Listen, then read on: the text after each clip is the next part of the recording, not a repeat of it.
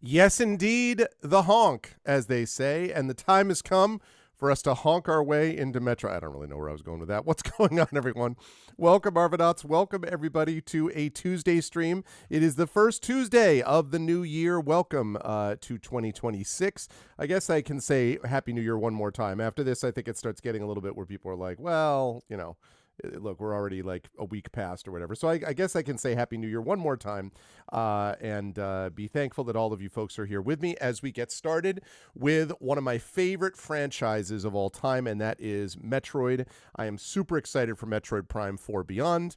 I have seen mixed reviews about the game and don't care. Want to play it, excited to play it. I think it's going to be excellent.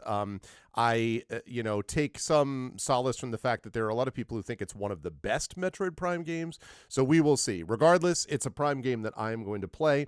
And in fact, I have gotten the physical copy of it. It's the first time I've gotten a physical copy of a game in a very long time. So I am not counting like old school in television games, but in terms of like modern consoles, been a long time since I have gotten a physical game. So I got one, and I'm here. Before we get started, just a couple of reminders about ways to support the channel. If you have not done so already, please follow us here on the channel. If you haven't done so already, please check out our YouTube. Thank you, Triffid. !ArvTube, where you can hang out, where you can see stuff on YouTube. You get some access to content as well. That's where I archive all of my VODs and stuff like that, and I do a series of shorts over there too on writing. So please join us over there. It's free for you to subscribe, but really helps us out. You can please join us on our Discord, !ArvCord. You can hang out with the Arvanauts in between streams. That is always appreciated. And Blue Sky is !ArvSky for all of your microblogging needs. Please follow me over there as well. Website for this, arvanelleron.com. Financially, !ArvShop. That is the merchandise area. You can get a bunch of cool swag related to the channel and also support the channel at the same time. Patreon, !ArvTreon. We're really trying to build that back up into triple digits, so please consider supporting us there. Some unique stuff you can get by supporting us there, including epic character backgrounds, epic poems, even critiques of your writing if you support at a high enough tier, plus inspirations to help our tabletop players, so please join us there, as well as subscribing to the channel, which gets you those custom sub badges and emotes to use here, there, and everywhere across Twitch. So please do that. That would be much appreciated. And then we have, let's see, on the publishing front, !Icarus. That's my graphic novel from Athos Arts. !Library, that's my Tales and Tomes from the Forbidden Library, my 5e adventure and sourcebook from Alligator Alley Entertainment. !Greyshade is my Greyshade IP, Greyshade Renegade and Heretic, the Grey Assassin trilogy, the award-winning, critically acclaimed. You can get those 3 books there now. You can also get the audiobooks of Greyshade and Renegade, the first 2 books of that series, narrated by our very own Trent Sparks. He did an amazing job with those. You can get those now. The Heretic audiobook, I am listening to the last couple of chapters right now, and then I'm going to send that over to Trent, and then they're going to finish it up. He's going to finish it up, and I would assume that we would have that up there sometime in the next month or so, and then we'll have all 3 audiobooks up there, so I hope you will consider supporting us there. And also, of course, if you go to Greyshade, you can also pre-order the tabletop role-playing game of Greyshade, which is coming out very, very soon from Alligator Alley and designed by our very own Brandon O'Brien, The Rising Tide. So please do support us that way as well and check it out. I think you will like it. And as always, !BLM, Black Lives Matter, important to affirm and assert the significance and importance of Black lives. !Help Now, the World Health Organization page on suicide prevention, important to reach out to others when you need help and reach out to others when they need help as well. And !Ukraine, UKRAINE, to help the people of Ukraine as they fight back against an illegal and illegitimate war with bravery and courage, and send the message we will do so for others in that situation in the future. Couple of quick notes about schedule. Today we have a big day of streaming on the docket. It is going to start right now with the premiere of Metroid Prime 4 Beyond. Very excited for that. At 4 p.m., I will be over on GOG.com's Twitch channel with Breath of Fire 4. I'm really enjoying that game quite a bit, so we will do that. And then we'll be back here at 9 p.m. Eastern for the amazing art vocalist voicing Citizen Sleeper 2 as we get back into that game. So we got a big day of streaming set up for today, and also want to go through other schedule stuff. But before I do that, I will get rid of that, and I will turn on that. Hello, everyone. Good to see you all. I hope everybody is doing well. And actually, let me switch this over here for just a second because it'll make it easier. So welcome. I am glad to see everybody. And my camera is doing something weird. Bear with me just a second. That's better. Yes. I can always tell when I look at it if once in a while when you turn it on, if the camera does this weird like you are now sitting in a what would it be, concave mirror, convex mirror. But now we're all right. So anyway, welcome everyone. I am wearing the Mandalorian. I feel like that was my most. The Star Trek also would have worked, but I felt that this is like the Lone Explorer, catches that Lone Explorer feel a little bit more for this. Super excited. As you can see, I have the Prime version. I've gotten the Switch version. I did not decide to get a Switch 2. Frankly, the only game right now that I'm really interested in that's on Switch 2 would be this one. And from what I can tell, there's not a big enough difference to justify me dropping $400+ on a new console right now. There may come a time down the line when other games will come through, in which point I might turn in my Switch. The Switch one has been a really good console, and I play it and use it quite a bit with the kids, and I've also played a fair number of things on this channel playing with that, including Metroid Dread and stuff like that. But I just don't need it. I don't need it to right now. And you know, it's not cheap, so that's that. But I got this game. I'm excited for that. Before I do that, though, I just want to quickly run through the schedule, which I always try to do early in the month if I possibly can. We did, excuse me, the conclusion of Dispatch and the conclusion of The Room on Thursday the 1st. Then we did D&D with viewers, and we started Up the Beanstalk, which I think went quite well on Saturday. Today, as I say, Metroid Prime 4 Beyond premiere, then Breath of Fire 4 over on GOG.com, then the Arvocalis with Citizen Sleeper. Tomorrow, we have got Community D&D coming at you, the return of the Shadow Crew with Dungeon of the Mad Mage. Very excited for that. That's tomorrow night. Thursday, we will have a nice full session again of Metroid Prime 4 Beyond, which will be awesome. Saturday the 10th will be D&D with Infinity and Beyond as we move into the final season of Eberron Oracle of War with Scales of War. They're in the midst of a battle. Some crazy stuff has been going down. You will not want to miss it. We're moving into the last stages of that. Then next Tuesday, a week from today, will be the conclusion of Beowulf Age of Heroes with Tari Toons. As I have announced, that campaign is going to be replaced starting in February with Dragonbane, and it will be featuring Tari Toons, Undeveloped Bruce. Our good friend Tren will be returning to the role-playing ranks of during the day anyway, and also Crocs, a former GOG.com streamer. Very excited for all four of those folks. I think they're going to work really well together, and I love some of the characters they're designing. You will too. Dragonbane is going to be great. But anyway, that's next month. So we're wrapping up with Beowulf Age of Heroes, which has really been an excellent campaign. I've had a lot of fun with it and with Tari. So that'll be happening a week from today, and then we will be doing more Breath of Fire 4 over GOG.com. Thursday the 15th, a week from this Thursday, is our monthly playthrough of Gloomhaven. My friend Zach Clay and I will be joining you for the festivities as Gloomhaven has really taken off. Really enjoying that game a lot, so we're going to do more with that. Saturday the 17th will be our Expedition from the Mysterious Peaks session for the month. Very excited to get back to that sci-fi fantasy mashup with those folks. Then Tuesday the 20th, 2 weeks from today, we'll be continuing our work on Into the Dark, the game book. That's Tari and me doing our monthly illustration, so we'll do that. Then more Breath of Fire 4. Then Wednesday the 21st is another Community D&D with the Shadow Crew again. And then Thursday the 22nd, which also happens to be my first day back to work for the spring semester. It's going to be a busy spring. Will be more Metroid Prime 4 Beyond. And Saturday the 24th will also be Metroid Prime 4 Beyond. So a lot of stuff going on with that. Very excited about the Metroid Prime stuff. I really am pumped up about it, as I'll talk more about in a minute. Sunday the 25th is going to be more of D&D with Buy the Dice Roll as we get back into that. And then Tuesday the 27th, we have the Patreon-fueled chat chosen game of the month, 3 weeks from today, and then more Breath of Fire 4. And then Thursday the 29th will be Metroid Prime 4 Beyond. And then Saturday the 31st, which will be remote from the road, I will be at probably... There is a world in which these things might get changed, but the 31st is probably when we're going to be doing that, and I will be at Farpoint, the first of several cons I'm going to be going to this spring. I will be there on Saturday the 31st, well, Friday the 30th, but I'll be there Friday, Saturday, and then leaving Sunday to head back home. And so on Saturday the 31st, the evening of Saturday the 31st, I will be remotely streaming with the Infinity and Beyond crew. It should be a really good time. And then that'll bring us into February. And in February, we will be premiering Dragonbane. In February, we will be premiering Prince Justin's the 13th Icon. Very excited for that. And in February, I will also be doing, at my university, a live in person. I'm going to try to stream it as well if I can.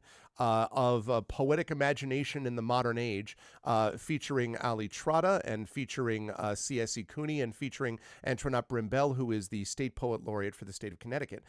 They are going to be joining me for a conversation to continue our storytelling series. We began that last February with Marie Bilodeau and Brandon O'Brien and Brian Talwara, and we're continuing it with this new one on Poetic Imagination happening in February. So it's going to be a busy February, a busy spring, a lot going on, but I am excited for all of it.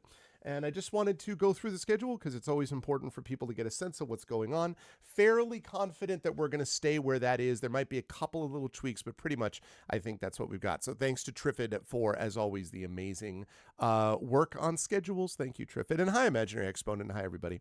All right. Well, no better time than the present then. Oh, wait, let me do this first. To go here. There we go. No better time than the present to head over and get this job done as we move into Metroid Prime 4 Beyond. Now, again, I have heard mixed reviews about this game. I am fully aware of what the negatives may or may not be. And to be completely and, just utterly honest about it, I am going to make up my own mind, and all of you will make up your own minds about it. I have heard some people say this is the best Prime 4 game they've ever seen. I've heard other people say that this is one of the worst ones. It's hard to believe that anything could be even within 100 miles of Other M, which I think is one of the most horrific examples of a company not understanding a franchise. But we'll see. I am excited to do this. So I am pulling out my Pro controller now. I like this controller a lot, and I hope that I get to use this, but it is possible that I may need to use, there may be something where they require me to use the Joy-Con. So as we first get this started, there may be a little bit of adjustment period. Same thing with the volume. Also, I have gotten the physical copy of this, as I mentioned before, one of the first, it's been a long time since I've gotten a physical copy of a game for a modern console. But I did that here mostly because my Switch is kind of low on room.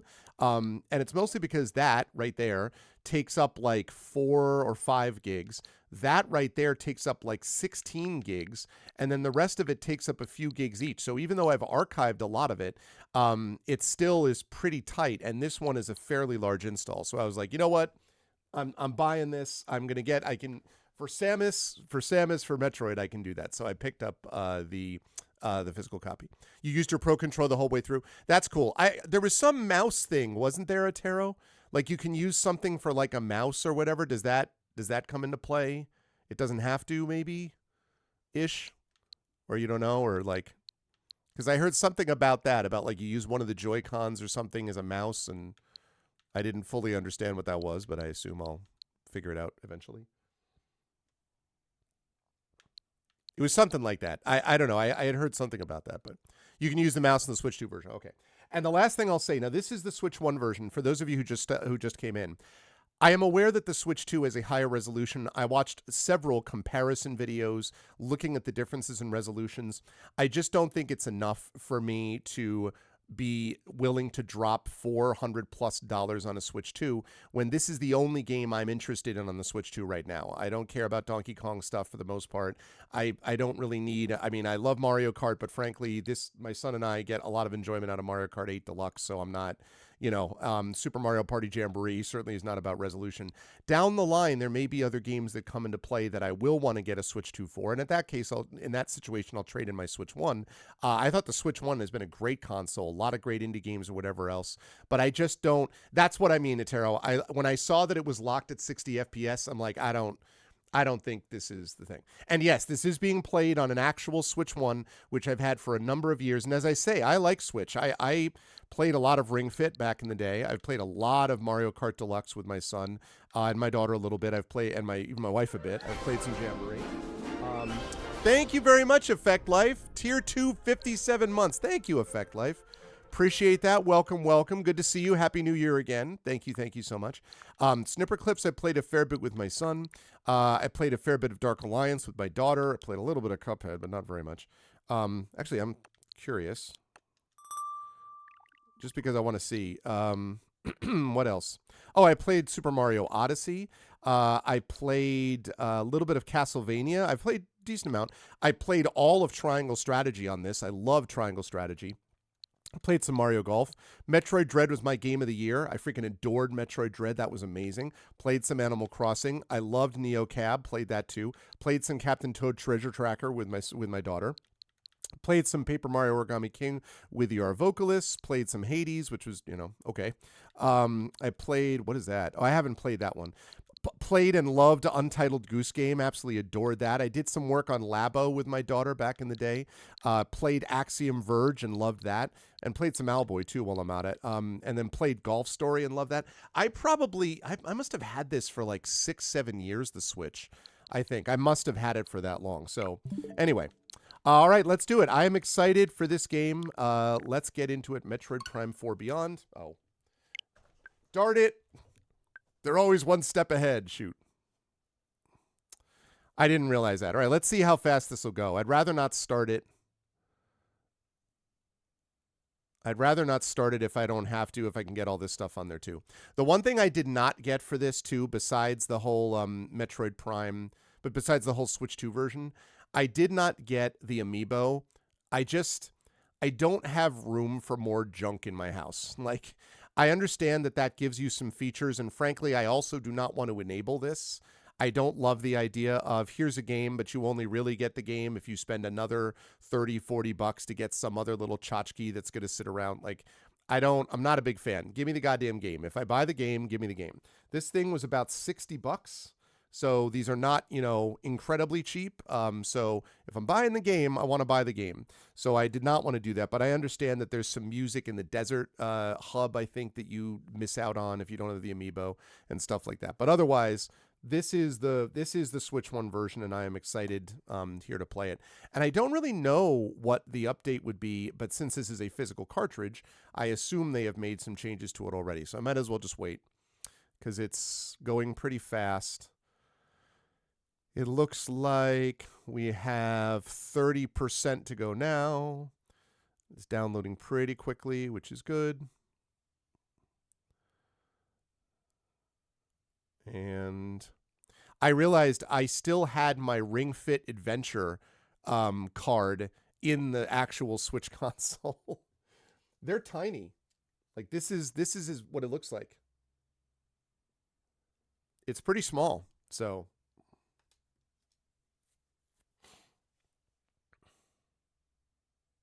okay. $8.99 and $100. All right. There we go. We have downloaded it. I am using it. Let's make it happen. No, I did not, as term. I was mentioning that I thought about it, but there's not enough on the Switch 2 that I want right now. And this is locked at 60 FPS. There's not a huge difference. I looked at the resolution differences. Not enough. I mean, obviously it would look somewhat better, but not enough for me to do it. So that's the deal with that. Good to see the person who is not really here as usual. Here we are.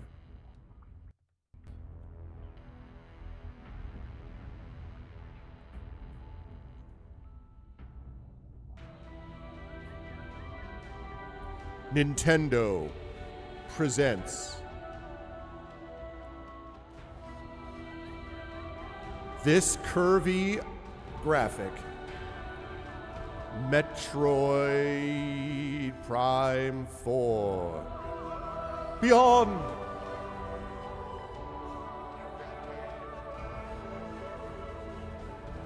Liking the music. All right, here we go.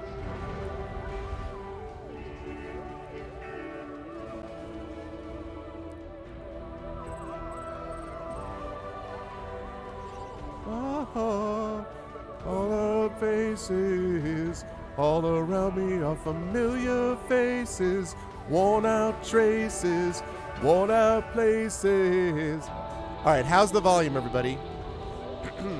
Too loud? How we doing on volume, everyone?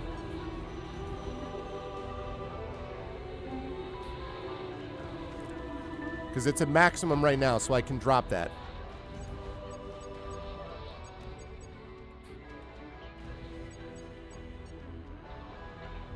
It's okay?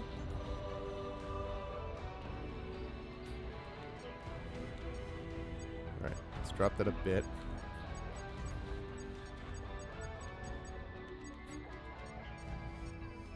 Okay, subtitles.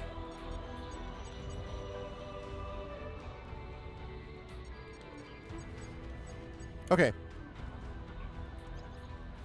All right, here we go. All right, let's make it happen.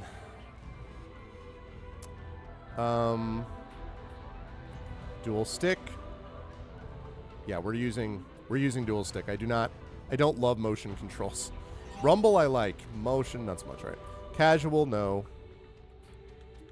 Beat the game on normal to unlock hard mode. As always, the default difficulty. Here we go. Here it is, chat. Get ready.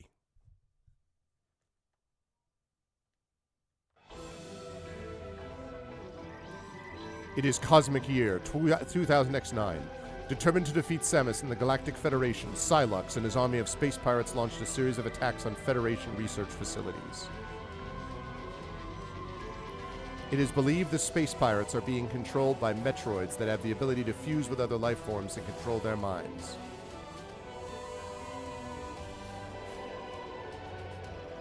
Now, on planet Tanamar in the Desolin system, another Federation research facility is being attacked. Galactic Federation HQ received their distress call and dispatched Samus, who's on a reconnaissance mission nearby.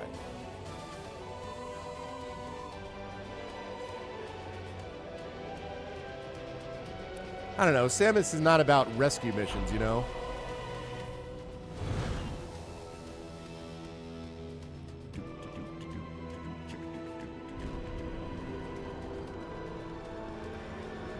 Superman? Oh. Well, okay.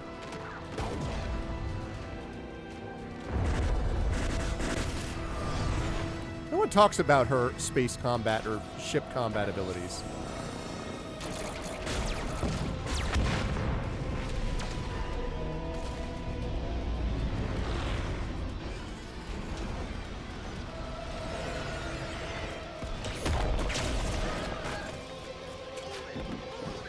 Call of Duty Metroid Edition.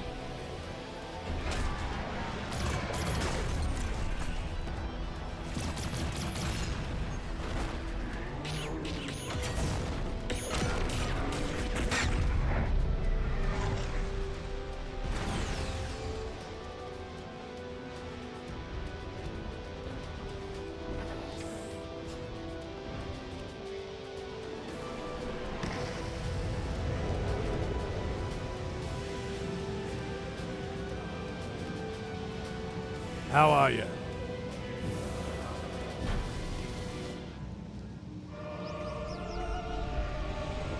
The classic sweep around? Yeah, let's go. All right.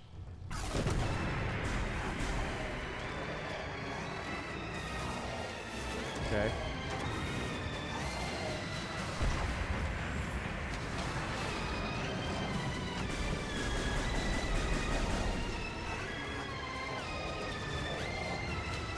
Okay. All right, wait, whoa. First of all.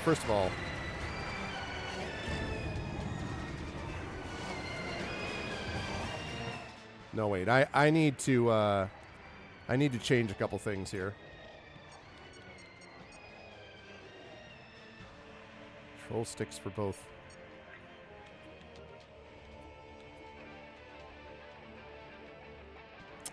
Oh, that's interesting.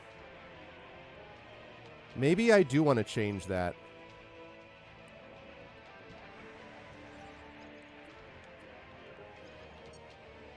Okay, regardless, I want this. Wait, do I not have, can I not invert? Are you not going to let me invert? Oh, come on now. Really?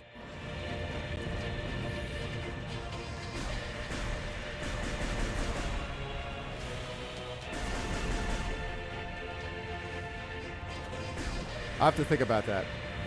Some music, though.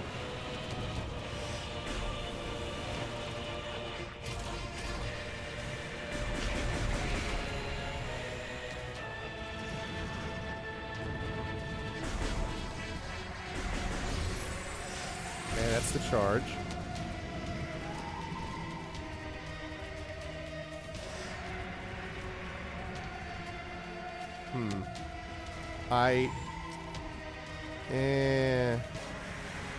No, maybe I can't do that. Man, I was excited. I was like, maybe this will work. I don't think it's going to work.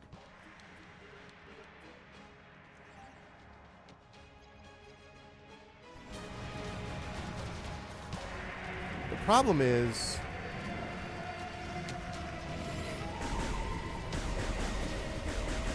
Problem is, though, that I have to...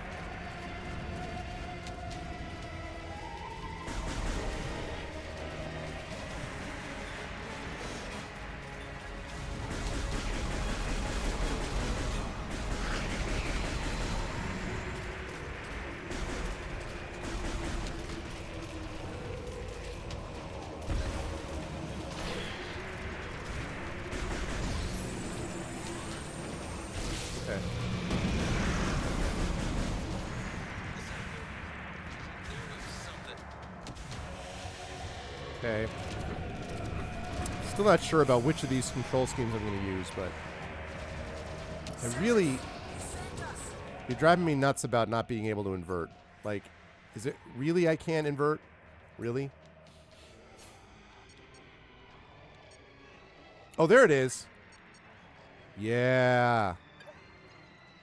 I can't believe it. It's Samus. It's Nope, really it's the wrong one. That's the wrong one. Wrong one. Wrong one. I know the difference between X and... Okay.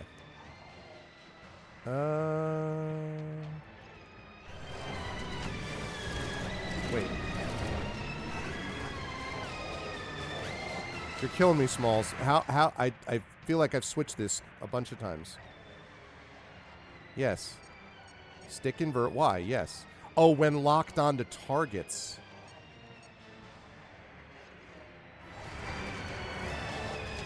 Why only when I'm locked onto targets? All right. Hey.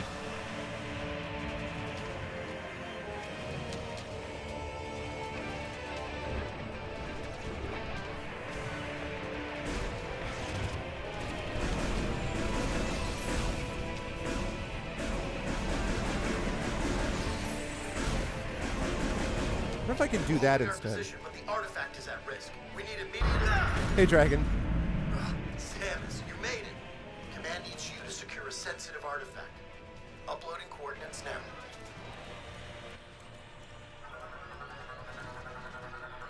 When you're ready, scan the door and head through.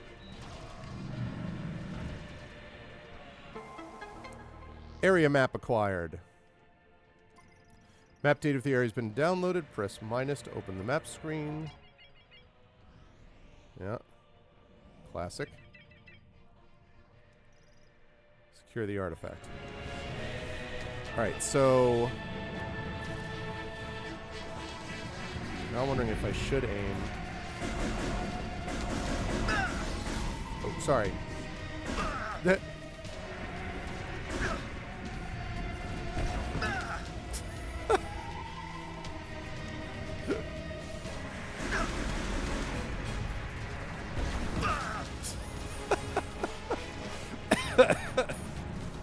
What's up, bro? Security is locked down.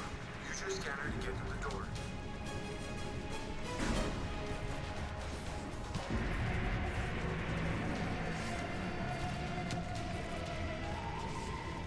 Should be able to do it at all times.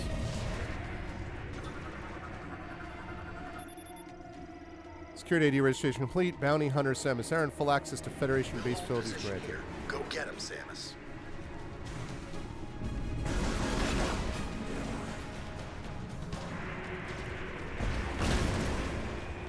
Okay. Take a little while to get used to this.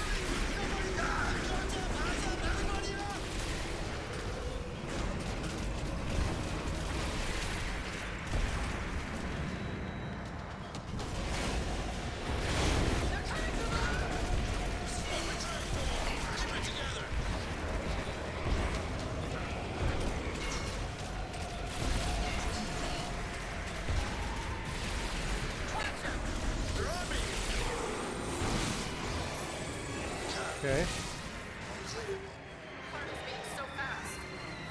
Alpha squad, we have suppressed the squadron party. Over.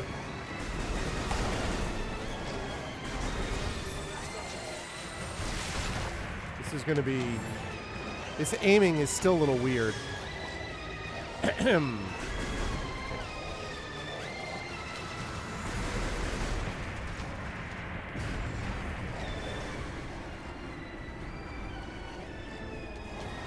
on a second, everybody.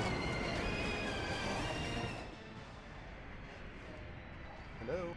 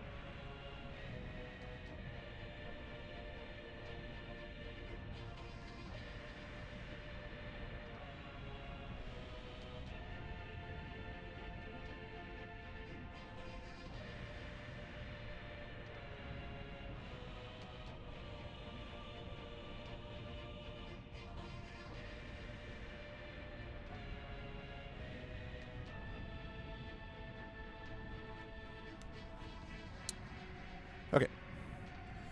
Right, where was I? Oh, yes. I was entering morph ball mode.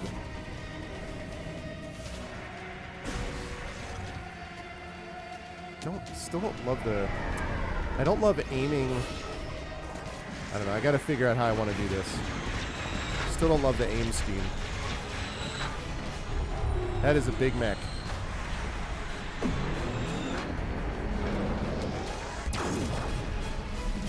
Dang. Do you? Doesn't look like it.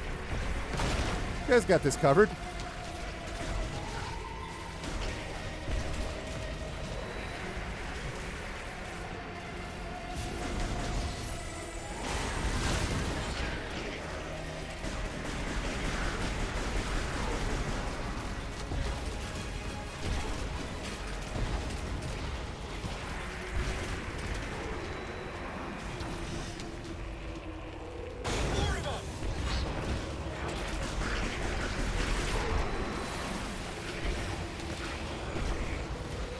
See ya. Are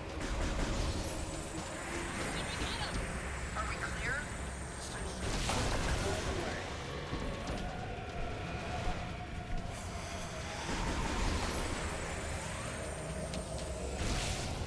Keep it on dropships.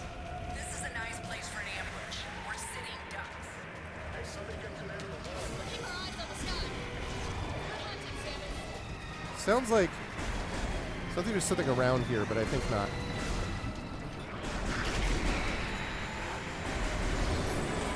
Oh, lovely.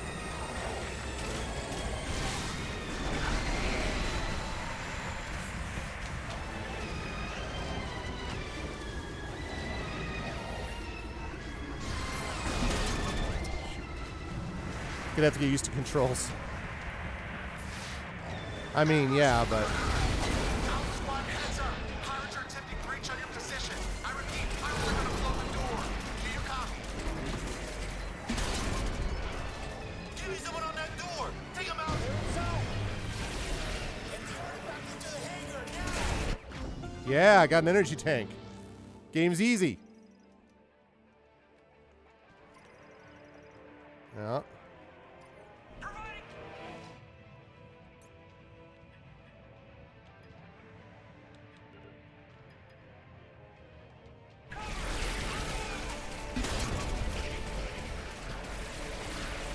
How are you? Check your fire.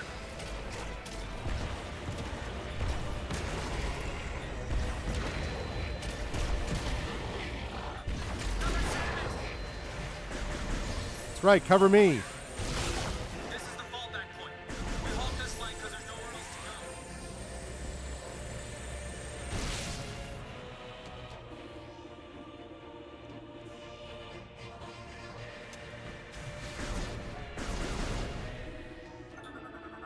What do we got? Federation lock-on gate. Use the lock-on ability to reveal 4 free aim sensor targets. Shooting the free aim sensors will then unlock the gate. Samus, Alpha Squad is expecting you in the hangar. They're moving the artifact to safety. Wait, what? Oh.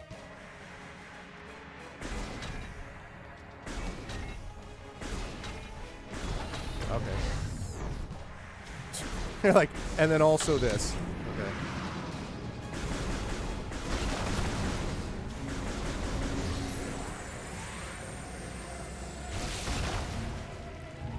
Still got some aiming to work on. Oh my god. Oh, is another one of those deals? What do we got over here? Lock on gate.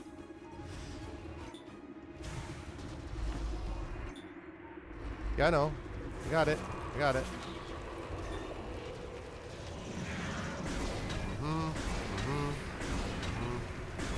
Right.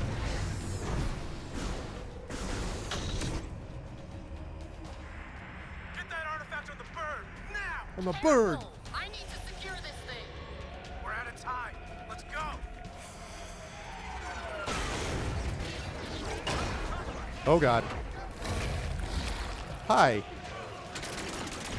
Protect the artifact! Get down!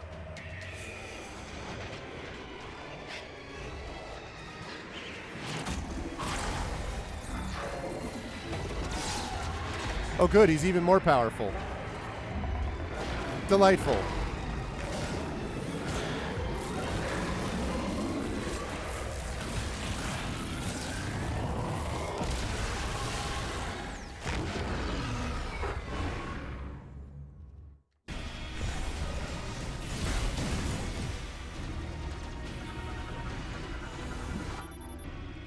Alien morphology Abrax, large officer in the space pirate army. Metroid fusion has resulted in a loss of free will and the formation of beam projection lenses on its chest.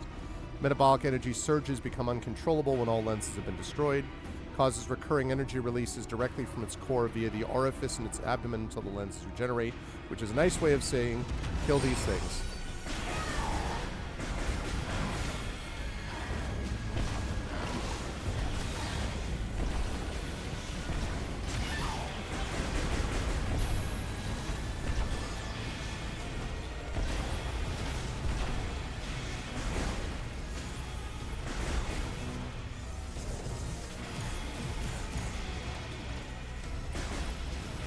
No, I'm still working on these controls.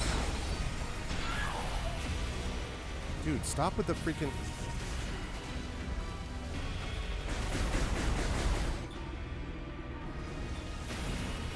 Oh my god, stop doing that.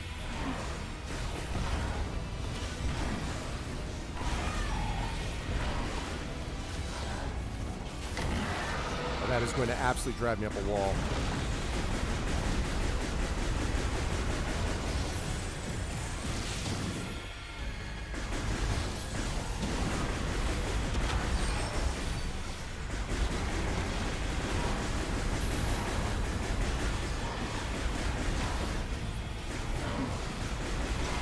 Ouch.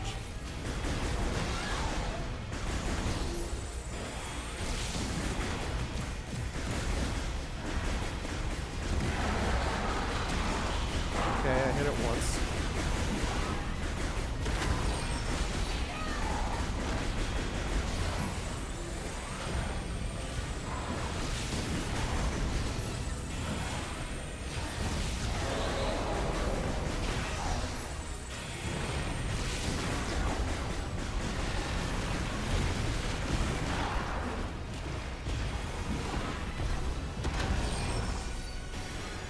Stop doing that.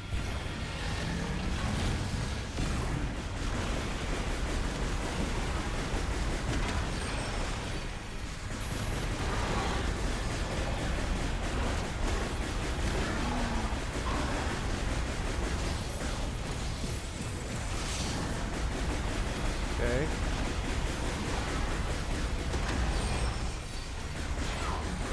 Ow.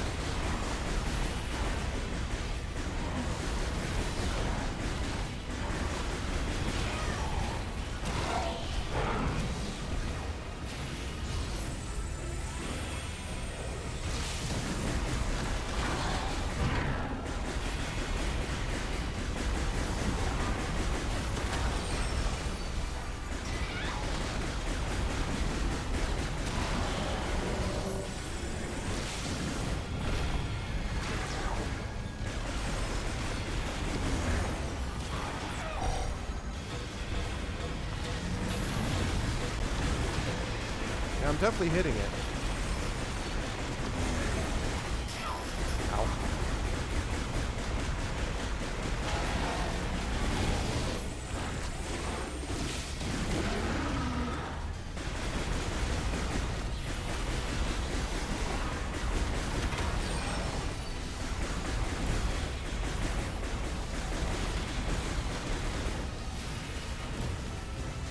Well, I keep getting closer to it.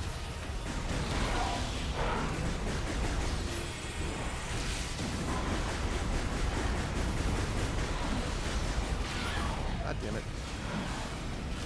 Ah! It's not being able to invert all the time is silly. Come on, man. That's bad.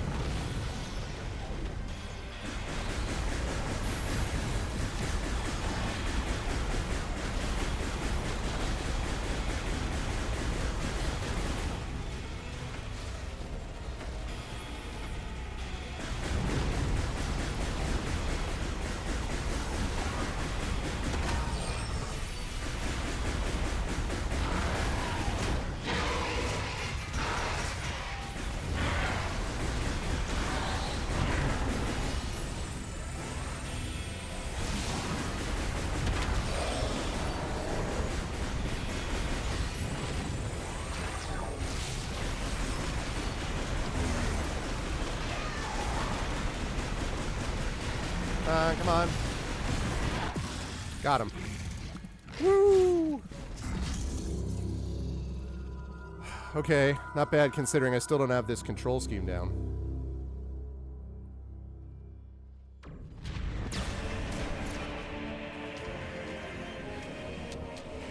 Wrong. I'm the bad guy. Look at me. I can't see through this mask.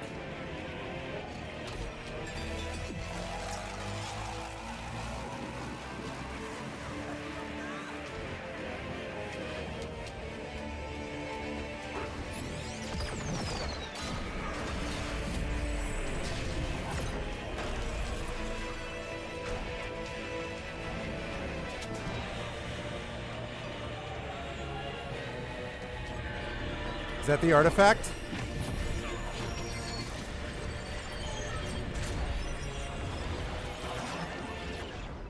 Well, that's not exactly protecting the artifact.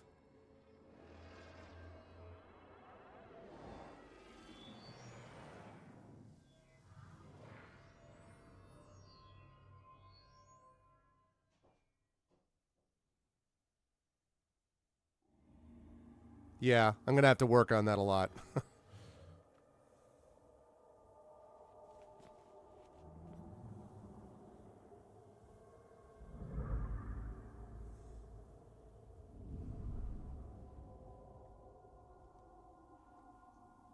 Chrono Tower.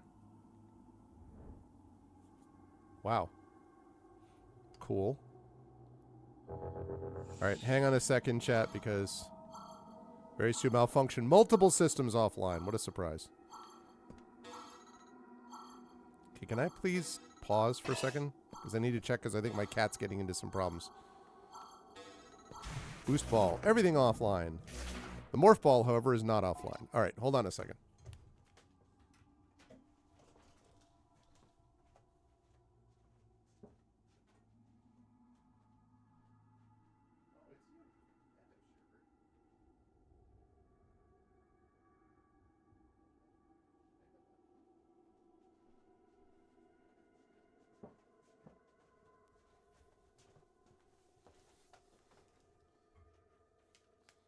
Okay. He is not, as of yet, getting into trouble. I'm here to report. Yeah, the controls, I do not have my sort of head around the controls yet. They feel loose to me still. Okay. Right. I love that tower, though. That thing's awesome. Look at that. Suddenly we're in Dubai. All right.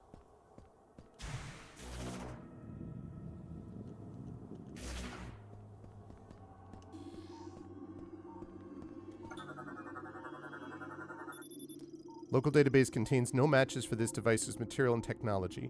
Energy signals detected coming from the central section. Okay. That is very true, Imaginary.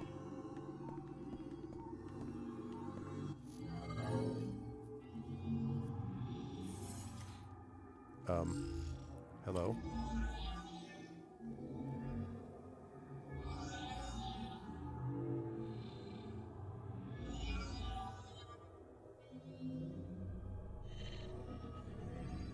Wow.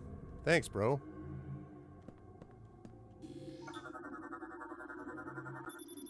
Analysis implies this is a mechanoid variant. Local database contains no matches for its material technology. In other words, we don't know. Okay. Door closes? No. Oh, yeah?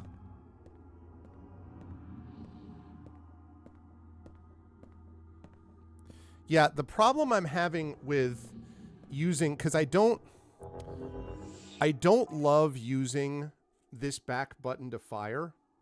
If there were trigger buttons underneath, I would, but I don't love using this back button to fire, so I don't mind using A. But if I use A, that's the same thumb that I would use to control, which means that I've got to either be switching back and forth from A to control a lot, or I had like, I don't, so I got to figure out exactly how I want to coordinate it all. I also, this is driving me nuts. If you're going to invert the axis when I'm locked on, why on earth wouldn't you invert it the rest of the time? It doesn't make any sense. Right.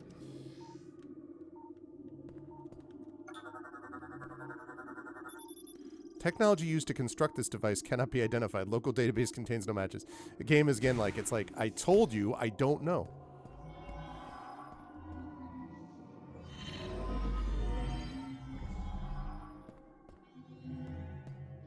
Okay. Wow. This place is awesome.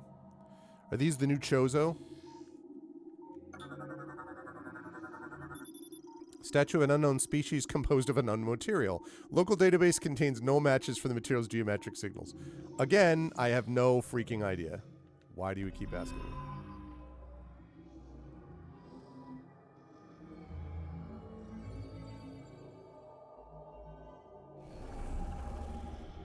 Slick. Formed instantaneously using an ore with an unknown geometric signature. A current of unidentified energy runs along its surface. Okay. Thanks.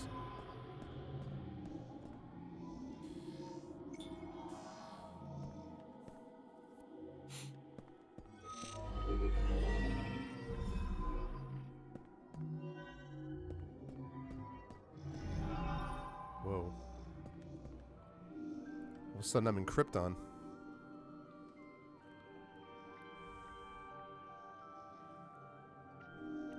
There are different... Is that true, Atero? Because do you know where? Because boy, would I love it if I could invert the controls. Like, I don't... I want to invert the controls. Even among the diverse... by the way, get used to this. One of the things I love about Metroid is finding not only the lore, but also, you know, reading into it. Aberraks. Even among the diverse ranks of the Space Pirate Army, Aberraks are considered especially large. They are capable in combat and are often employed in a command role. They share several traits with beetles, such as having a body covered in a tough exoskeleton. That exoskeleton, when combined with their heavy armor and retractable shield, allows them to negate damage from all types of beam weapons and explosives. This impressive durability does leave them with low mobility, so they employ a deployable circular barrier around themselves and limit the range adversaries can engage them from. Metroid Fusion has resulted in both a mind-controlling effect and physical changes to their body, producing up to 4 lenses in their chest that are capable of firing beams. These lenses are vulnerable to standard weaponry, and if all exposed lenses are destroyed, the Aberraks will be unable to regulate the metabolic energy the Metroid Fusion produces. This will cause it to release large amounts of energy from its core via opening in its abdomen. Okay. Fair enough. I mean, scan 0%. That's more than already. Okay. On the controls tab... yeah. Scroll down past the main control scheme to find additional settings. Look for separate... Whoa. What? Oh my god, look at that. Okay. They have another one for the camera.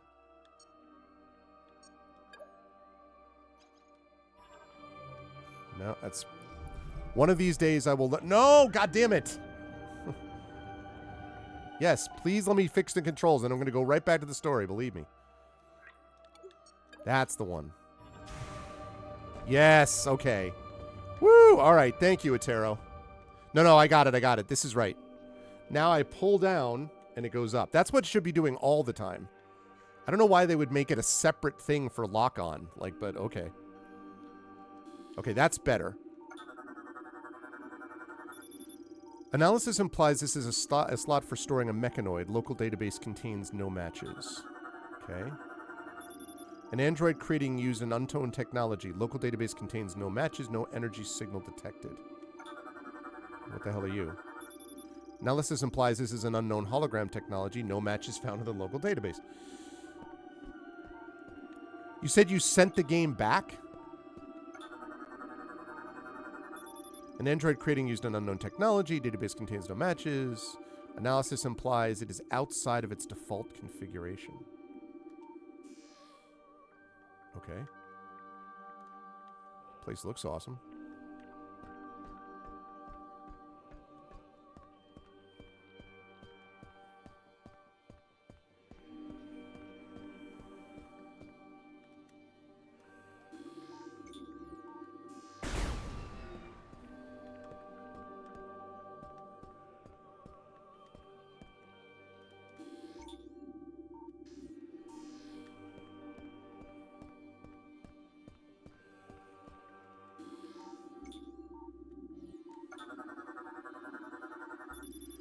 Technology used to construct this device cannot be identified.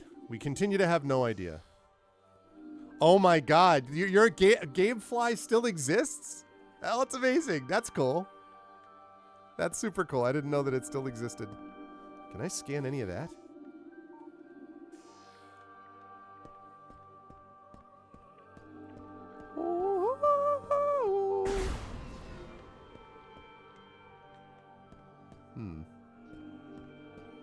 I wonder if I can activate that. With the power of Mechanoid, by which I mean Morph Ball.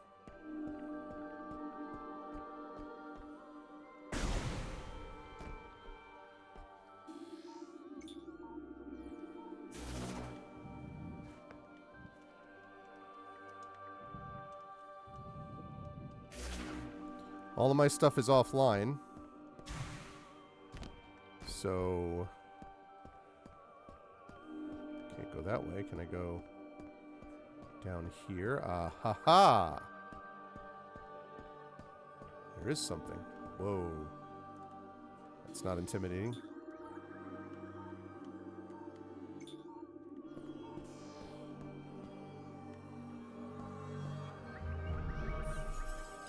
Join me, Mechanoid. Go ahead and scan me, bro. Yeah, I know. I'm coming.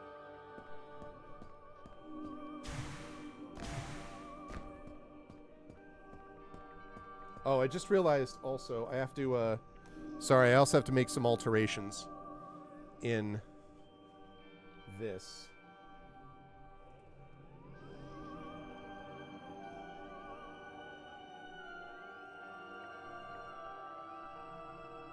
Okay, I think that's pretty good. You can see the mini-map now. You can see the sonar on the left. You can see the mini-map now on the right. My logo, me down below, Patreon over there. Yeah. I think that's pretty good. Okay. Let's do it. All right, Mechanoid. Wait. Hey.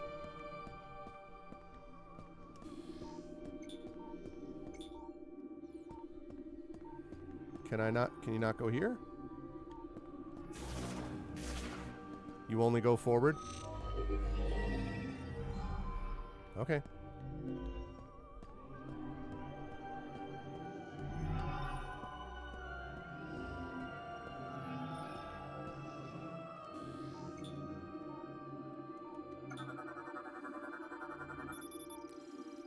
Analysis implies this sensor is part of a device made with unknown technology, and let me know if you've heard this before. No knowledge about what we do beyond that.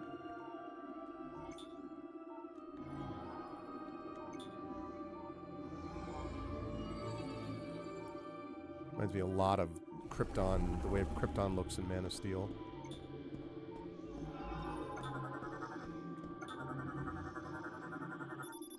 A giant statue of an unknown species made of an unknown material. Local database contains no matches, but energy is gathering at its forehead. Okay.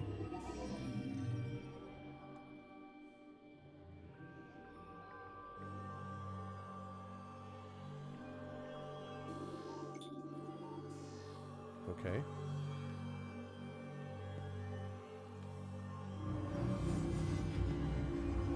Whoa. Wow. Trippy.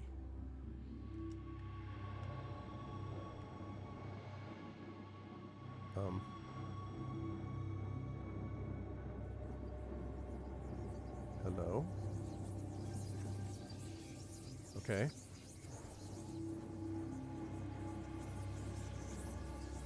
Okay. Thank you. Good to see you. How you doing? Hey, what's up? Hi. Hello. Greetings.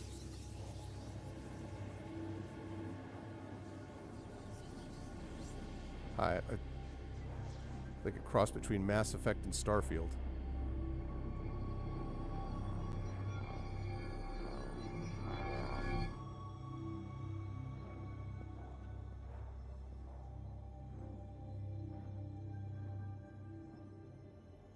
How many strange technologies has Samus run into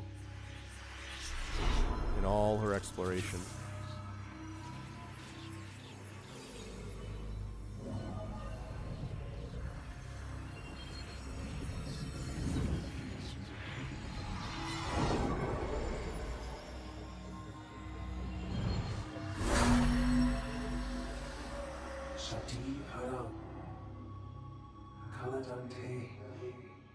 Okay.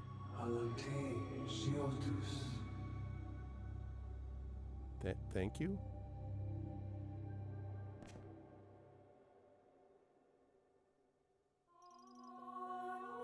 Psychic crystal acquired.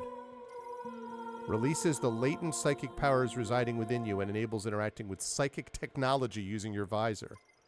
Press AZR to fire a psychic beam.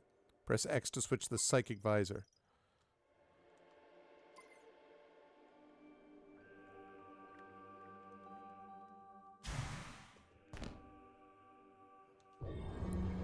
Okay.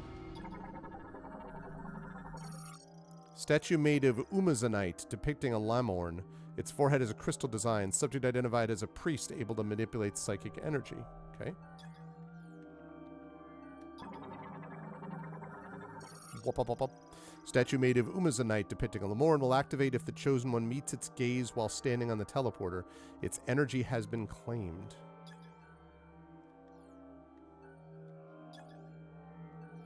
So these are lamorn, huh?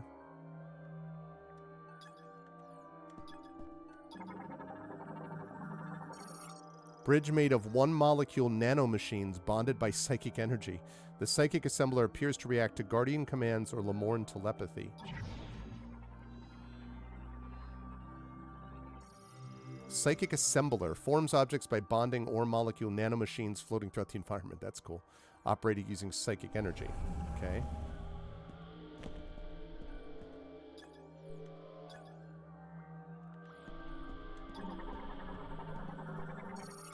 Chrono Tower Gate disassembles and reassembles in response to psychic energy.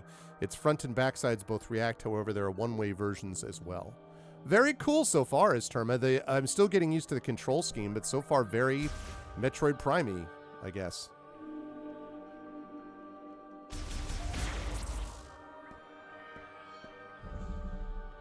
Nice.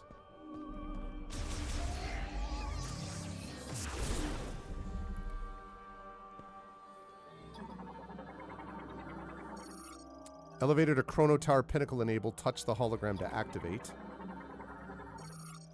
Uses psychic energy from Chrono Tower to ascend and descend. And have you played this Terma? Oh wait, you told me you did. Sorry. Mechanoid, Cybot. Androids built by the Lamorn to aid in everyday life. Operated via telepathy. Modified to face the Griever threat after the Great Tragedy. Standard loadout includes a beam cabin and hover thrusters. Other loadouts include specialized equipment such as missiles and shields. How much you want to bet I'm going to face those at some point?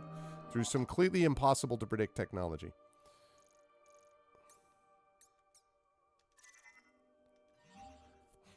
Various suit is a power suit created by the Chozo, modified specifically for Samus, includes a life support device as well as other defense functionalities. Various suit's modular platform allows it to upgrade its function, including added visor modes and expanded weaponry. Yes, of course. Combat visor is the suit's default vision mode, displays remaining energy and missiles, radar and minimap, general information needed for combat and navigation. If there's a valid target in view, holding ZL will lock aim onto the target nearest to your reticle. When in other visor modes, press X or AZR to return to the combat visor. Radar in the top left corner of the HUD shows the positions of both enemy and allies. Minimap shows the three-dimensional representation of your surroundings.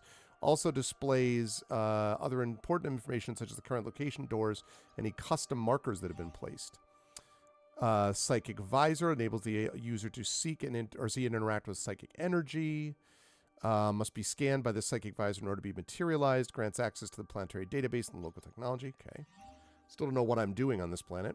Mysterious crystal found on the Lamorne's holy ground, an alternate dimension, a gift bequeathed only to the Chosen One. Equipping the psychic crystal grants psychic abilities. Use beams to unlock psychic doors in the visor to decipher psychic recordings left by Lamorne.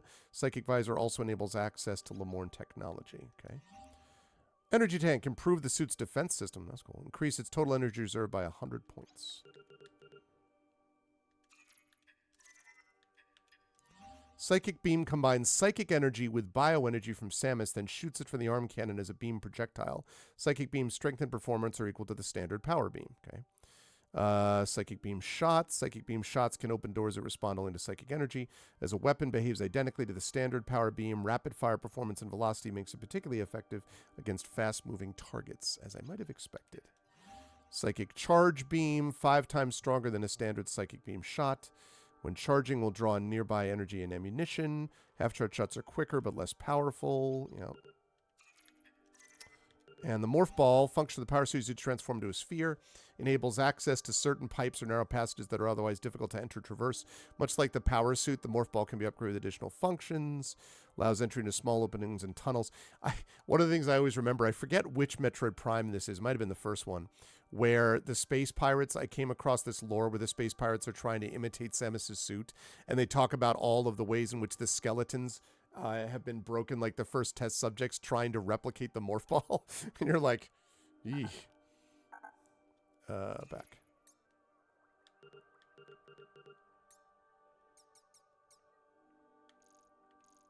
Okay.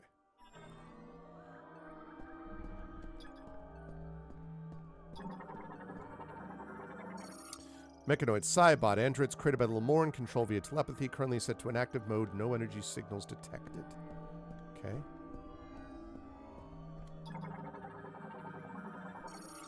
Guardian storage socket enshrines a guardian who will guide the chosen one.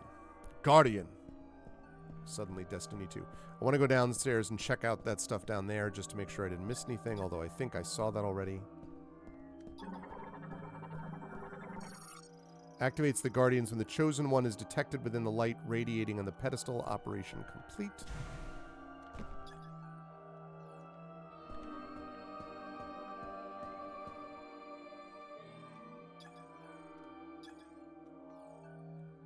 It's very cool. Okay.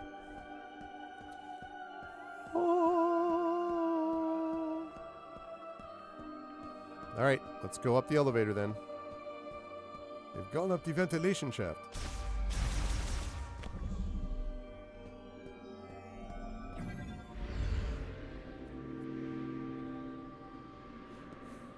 Going towards the light.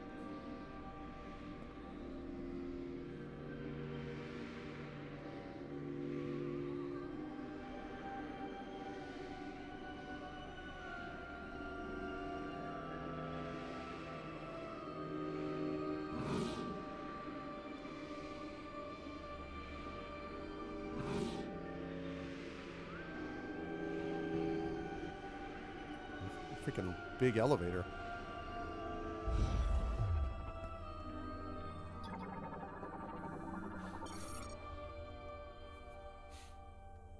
Whoa. Hello. Hello.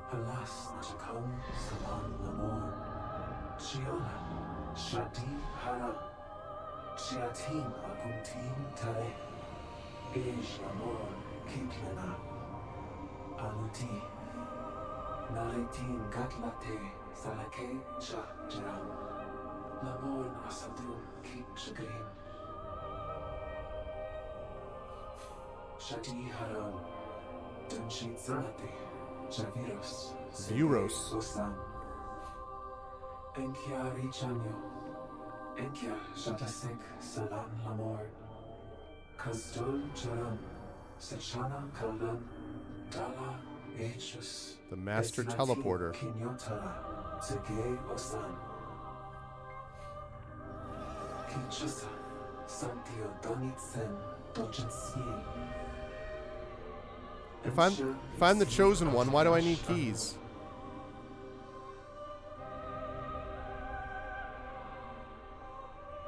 Shadi Hara, Turitsen Dinji Te, Achata Da Shale.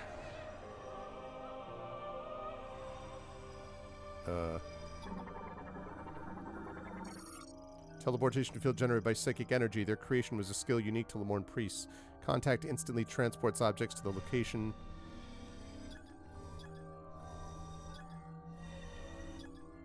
Trace of psychic recordings. Recorded thoughts are viewable only by those with the necessary abilities. Playback unavailable.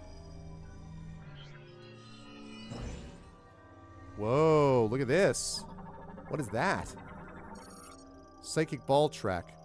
Track made of psychic energy suspended in open space. Once it's been materialized, the track can be navigated using the psychic spider ball. I'm going to guess that... Can't get in that, can I? I can do it! Okay. The implemented one. Yeah, exactly. Fetch quests! Also, I agree. I like the sort of vibe of this. And they did say that this is a little more Breath of Wild, like, sort of open element, so to speak. Just want to make sure I haven't missed anything else. Whoa. Oh, that was cool. You go through it. Wild. That's neat. It's kind of a neat effect.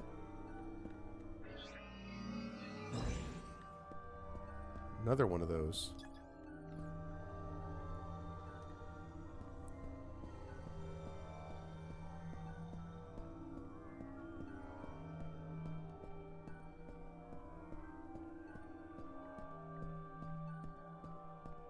It feels like a mix of like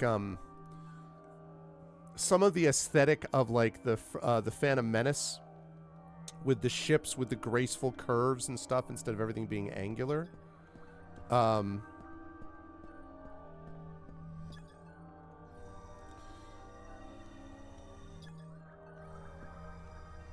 right. Let's do it.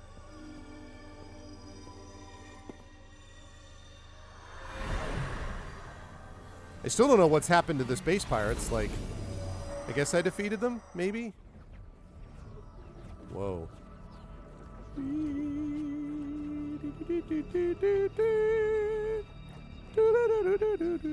Now, I heard the load times on the Switch 1 version are no joke. That is what I heard. Right now, we're looking at, like, 10 seconds so far. I've heard the load values are... Well, it wasn't terrible. It's like 12 seconds. It's not awful.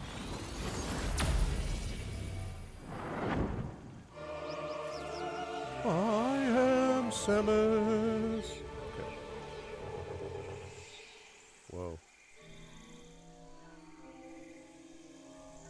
Okay, so I don't have a second scanner.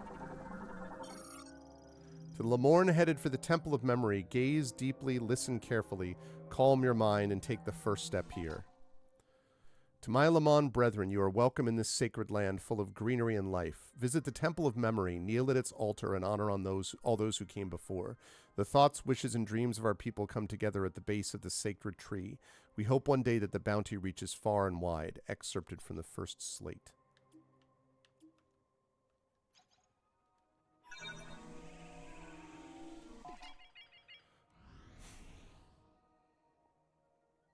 Oh, great, right next door.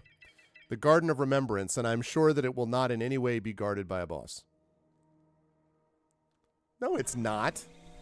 Switch is a good console.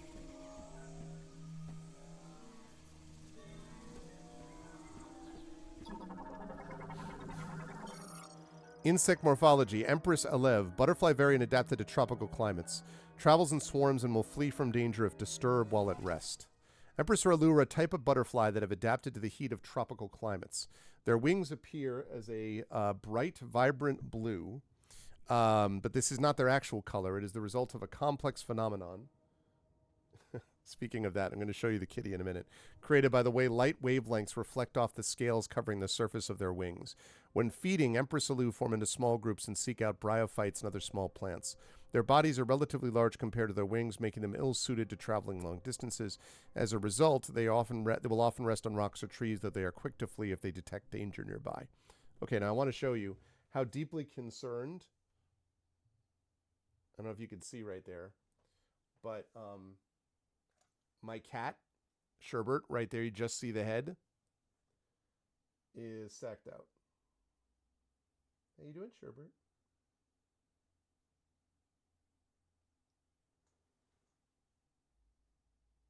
He is deeply concerned. That cat is deeply concerned about what might happen on this planet. I want you all to know.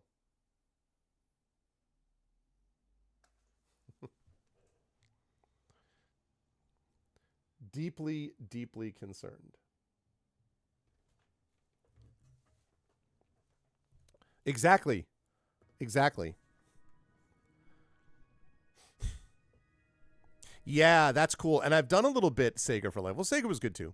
I've done a little bit of that. It's been quite a while, but I did a little bit with those Switch controllers. Oh, the in-game kitty. Well, okay. My bad. I didn't realize. I will address that in a minute.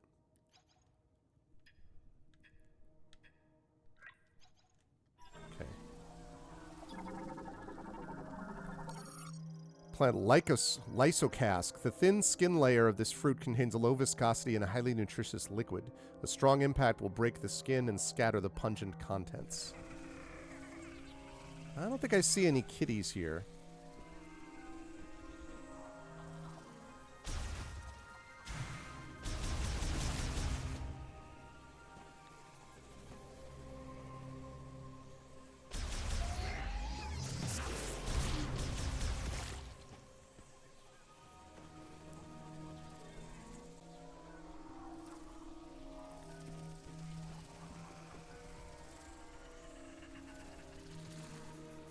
Wow. Pretty awesome.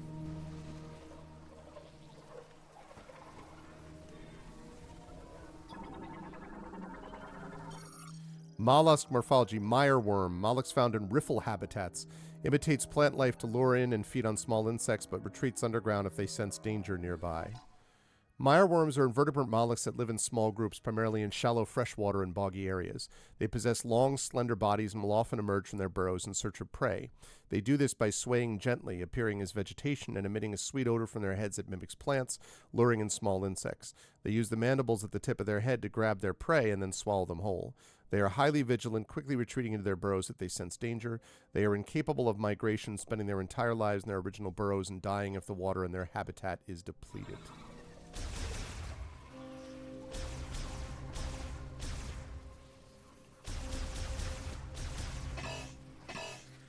No missiles. I got no nothing.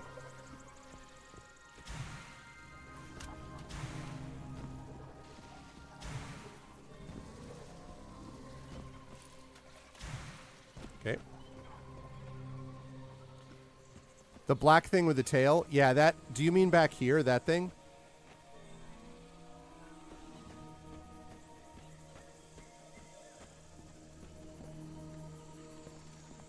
This is where I was, I think, when you saw it, and I don't know that I've seen it anywhere.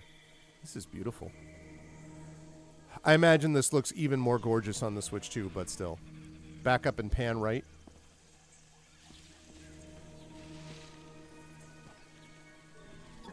Well, actually, I do get another scan. Ancient Lemorne Stone Gate, composed mostly of monzonite. Its curve and cross-sectional consistency suggests precise machining. It leads to Soul Valley. Can't get into it either, so I'm gonna have to... Gonna need the double jump. That's all good.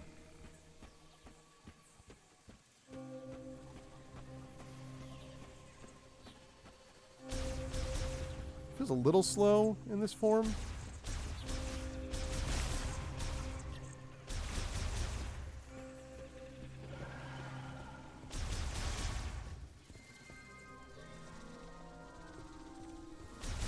Whoops.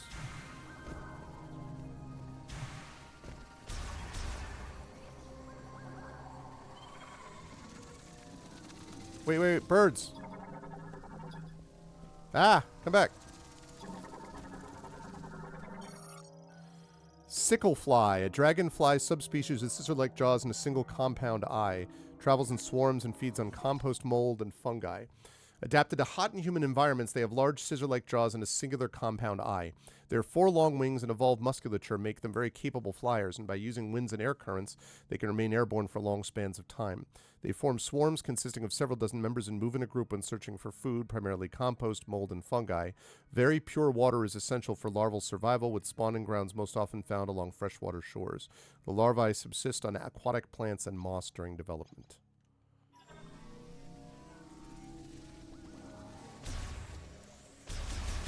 There's a bird, though, too, up there. Saw another bird. Saw a bird.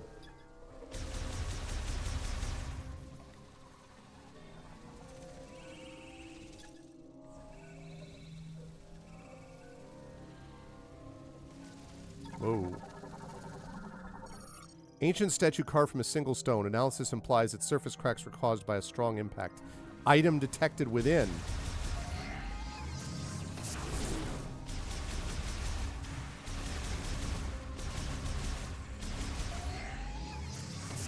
I don't have what I need yet. Clearly.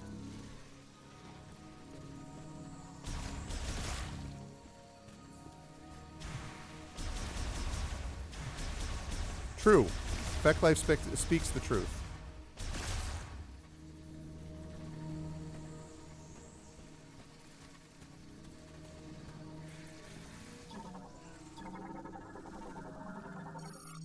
Fungi morphology, fiber deformity. Small fungi variant that typically forms in the bark of a tree, possesses a bioluminescent glow due to an internal oxygen reaction. Giant spiral. Vegetation primarily found in trees and caves. Its leaves extend in a spiral and display a response to any impact stimulation, otherwise known as please fire here.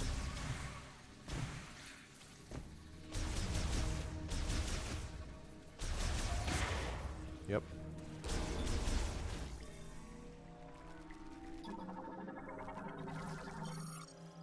Glister beetle, a beetle possessing bioluminescence. As a species, they tend to group together, emitting considerable light and making themselves easy to spot by predators.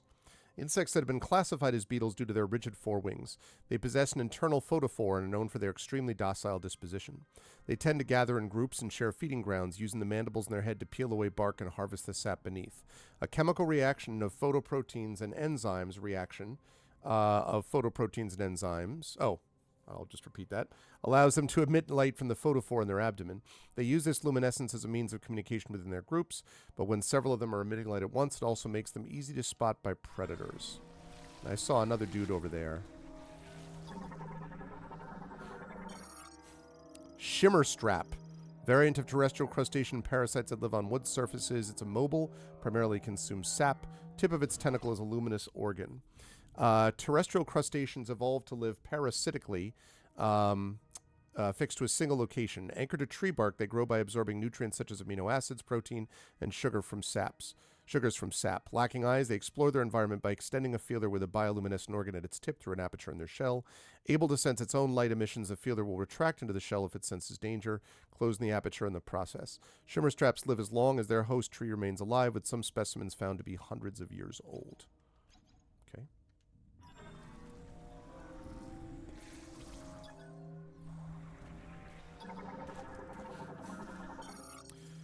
Homing spore, sporangium of a gasborg, isn't tight. Floats in the air and senses the heat of nearby organisms. If threatened, it will extend thorns, approach, and then explode.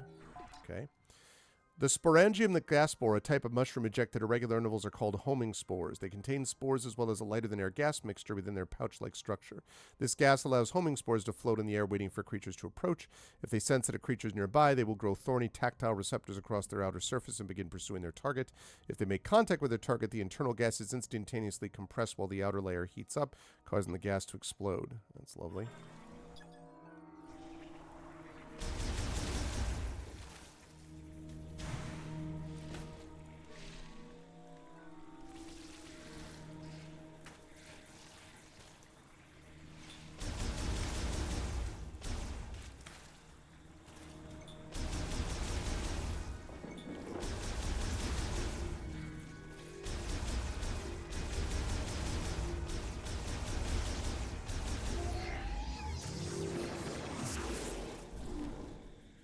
Hello, Glister Beetles. Aw, they're kind of cute. Hello, Glister Beetles.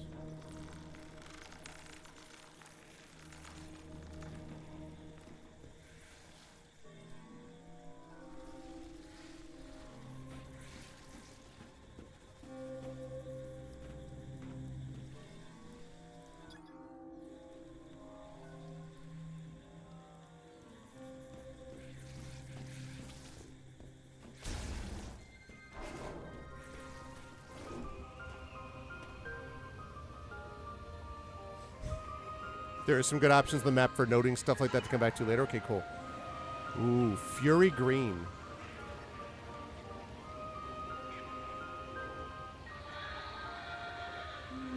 Wow.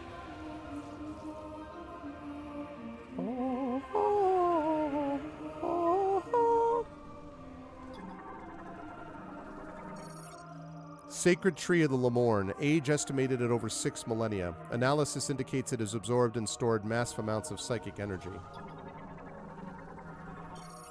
O Lemorn, gaze upward and behold the sacred tree, blessed by the Temple of Memory, a shrine that preserves and protects our memories and wisdom. From the first day we Lemorns set foot in this jungle, the sacred tree has been here. It bathes in the light breaking through the treetops, reaching high into the air, appearing to almost strain against the sky, yearning to carry the thoughts and feelings it holds ever higher. Open your heart and your mind to the sacred tree and become one with it, excerpted from the second slate.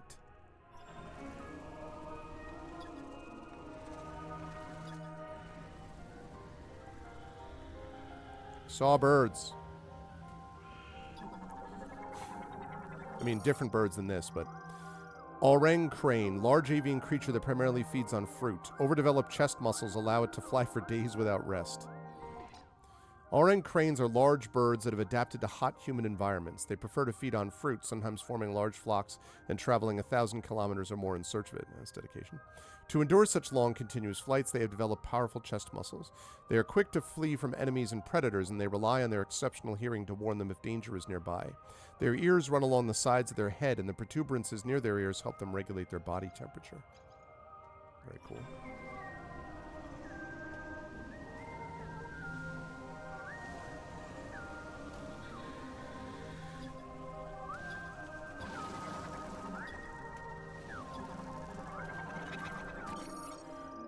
Glottogropper. Carnivorous reptiles that move using wings and powerful legs. They burrow underground to wait for prey, then emerge when they detect vibrations. Carnivorous reptiles who primarily feed on other animals. They're ambush predators burrowing beneath the ground waiting for prey to approach. When they sense the vibrations of prey through the ground, they'll swiftly emerge to launch sharp needles from their mouth. They have 2 extremely powerful legs which they can use to launch themselves into the air up to 3 times their own height. They can then use their small wings to control their mid-air positioning, making it difficult for prey to track their movements. Are they enemies? Oh yeah, they are. Oh, hi.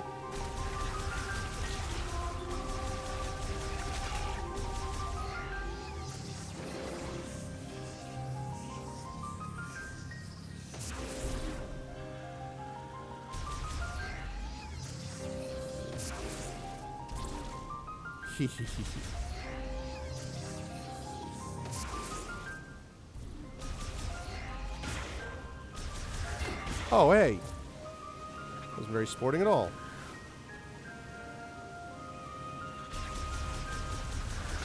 Well, it's not locking on to some of these things.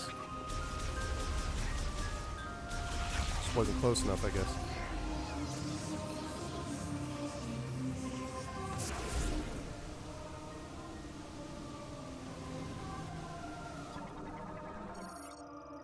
I love this stuff too, yeah.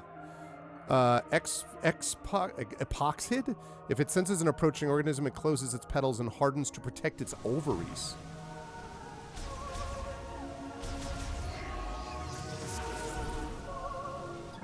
Hadn't had a chance to scan this yet. Energy medium restores 20 points of energy.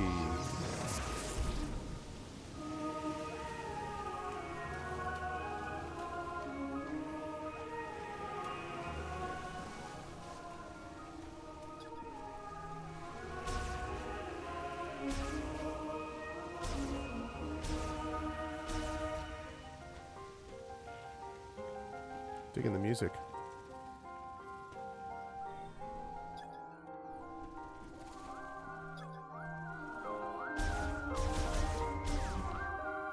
Let me through.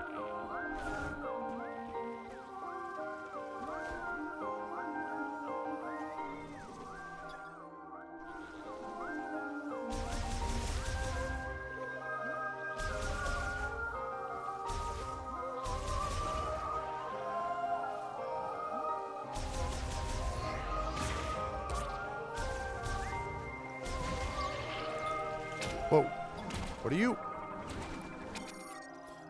Root spur, a mobile tuberous root plant variant with an autonomic nervous system. They usually live in mud underwater and will surface if a creature draws near. All right. Well, thought I saw something there.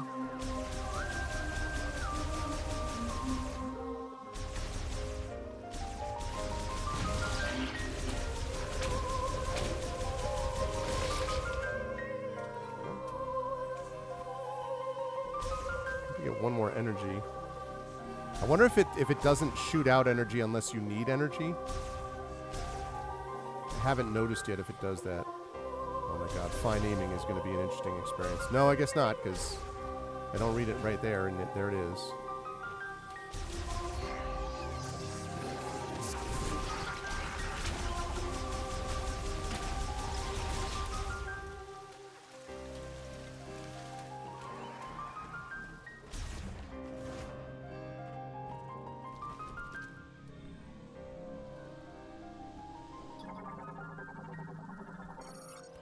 Ancient purification site holds spiritual significance to visiting Lemorne. Structure collapsed due to an earthquake blocking water flow.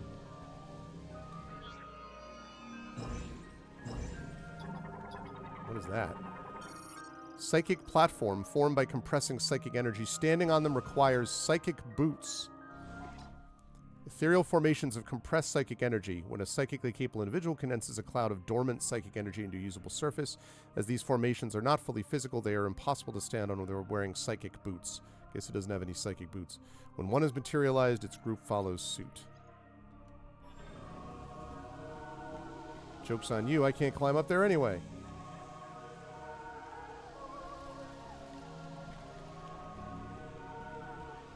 It's cool though. Gas spore, fungi variant. Its perostracum is extremely hard. That's the thing that sends out those homing spores. Cannot be destroyed with a standard beam, but will open up to release homing spores. Type of mushroom that mainly inhabits hot and humid jungles growing on surfaces like tree trunks or rock cliffs. Their perostracum remain closed until a sporangium is generated, at which point their perostracum opens and ejects the sporangium into the air. Perostracum is extremely hard and cannot be destroyed with beam weaponry, but the soft tissues beneath the perostracum, which are exposed when a sporangium is ejected, are vulnerable to damage from beams or other weapons, can be destroyed even while their perostracum is closed using high-powered weapons. Well, I don't have that, but...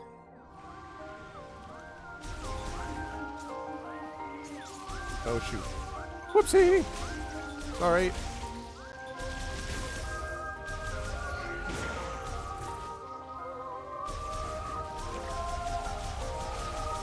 Aha, got you that time.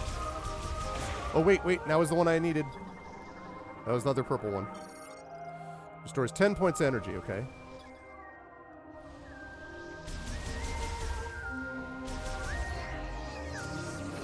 Okay.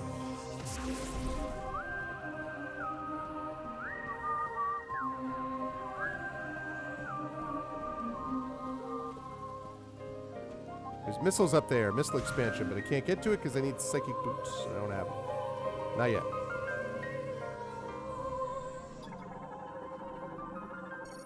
Ancient Lemoran sculpture carved from a single stone with identical dimensions to similar statues. Receptacle for a psychic mote is built into its forehead.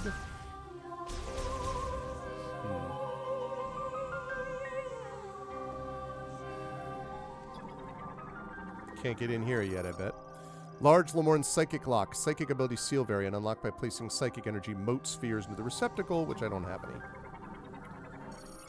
Mote socket receptacle that takes the psychic mote, a spherical coalescence of psychic energy that acts as a key. All right.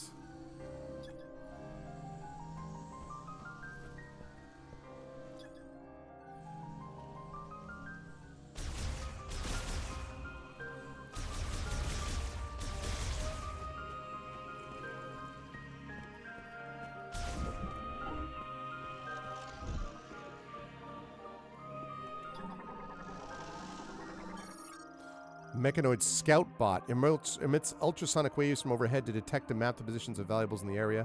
An electric shock will activate it. Scout bots were created during the machine era to find precious resources. Once deployed to an assigned area, they perform scans using ultrasonic wave reflection. Of course they do. The data is then fed to a linked map displaying the location of mineral deposits and other valuables. Most scout bots were left to weather the environment due to natural degradation, may no longer function. Yeah, but this guy will. But not immediately, because I want to scan this first. Lemoran door unlocks when its central sensor detects energy exposure, an explosion, or concussive blast. Once unlocked, it will open when approached.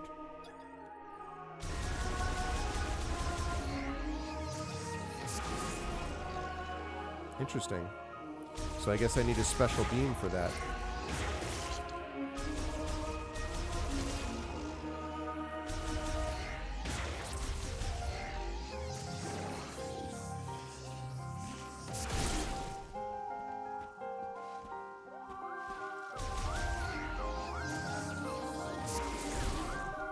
Hello, beetles.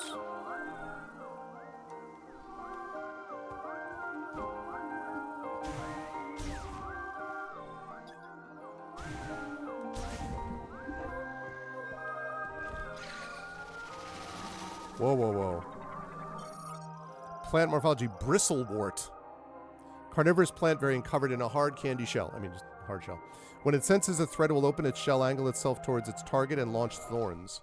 Bristlewort are carnivorous plants capable of moving around using their 6 legs. Their outer shells are impervious to beam attacks. A lot of things impervious to beam attacks. Explosives can damage them. These sturdy shells are heavy, impairing the bristlewort's ability to move. As a result, they tend to attack from a distance, only opening the shell when prey is detected. Once the shell is open, bristlewort quickly rotate, launching sharp thorns in all directions before closing to generate new thorns. Thanks to the mineral composition of the thorns, bristlewort can regenerate them indefinitely using photosynthesis. It's convenient. Staying at a distance also helps them protect their internal organs, which are exposed and vulnerable even to beam attacks while the shell is open.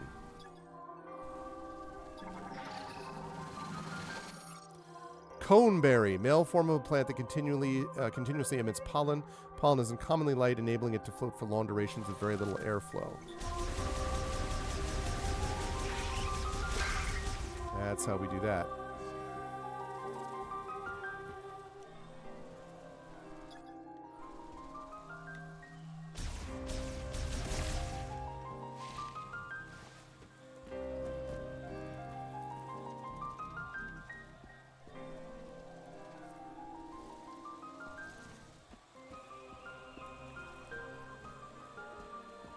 Can I get in there yet?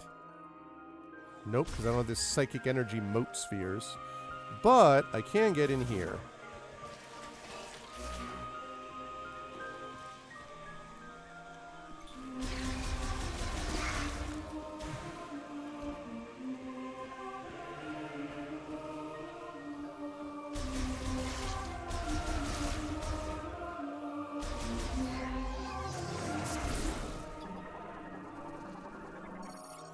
Psychic gate. Normally closed, opens automatically upon receiving psychic energy from a linked sensor.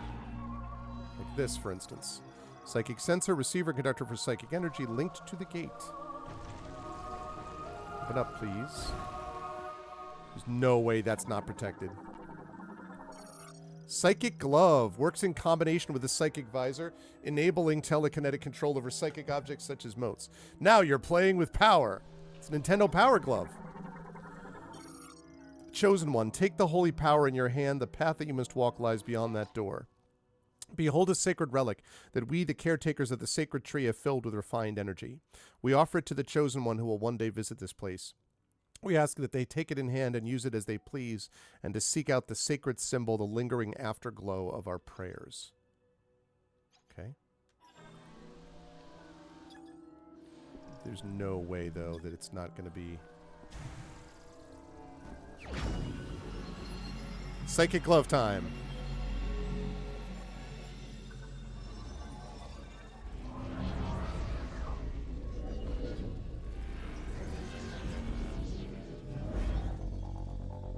Yeah, I'm psychically gloved. Psychic glove acquired. Enables remote manipulation of psychic motes and psychic objects.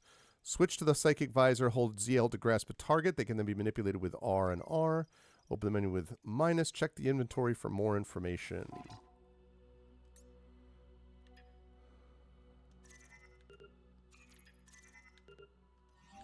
Whoops. Allows control of spheres of pure psychic energy called motes, as well as other psychic objects. Grasp a mote, switch to the psychic visor, aim at the mote, press and hold it to pull to the glove. Can be used to grab and release the mote as many times as needed, but cannot be removed from a closed socket. Okay.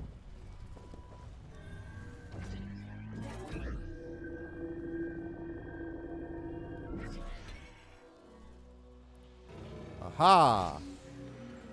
Kaboom! Nice. The classic bump, bump, bump, bump. Happy New Year, Echo. Okay. Right.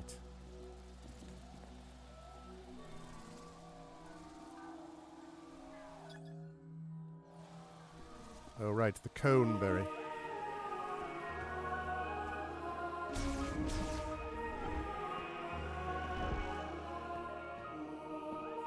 I know I saw another statue on my way to this place. I think there might be another spot beyond.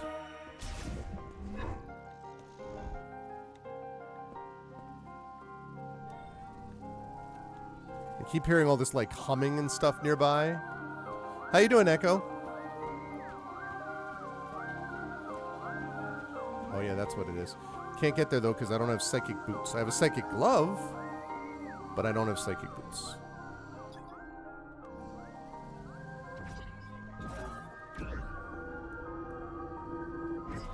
Okay. Give me that mote. Okay. No psychic glove, no psychic glove. Uh-oh. Alright. Hold on, I will in a second.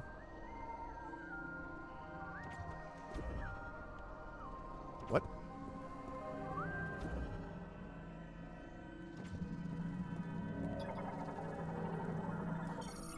Psychic container stores items prepared by the last Lamorne priest to be given to the chosen one, opening using telekinesis. Grasping the node and moving it along the displayed path releases the lock. The container will then vanish. Let's see. Opening them requires moving the locking node along a predetermined pattern via telekinesis. As such, could not be opened by Lamorne without psychic abilities. Once opened, the psychic energy manifested in the container dissipates, causing it to vanish. Okay.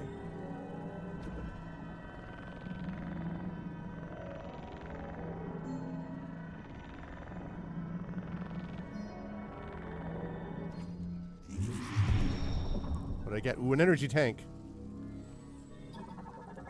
This time I get to actually scan it first. Increases. Right, I know about that already. Nice. All right, let me check quickly.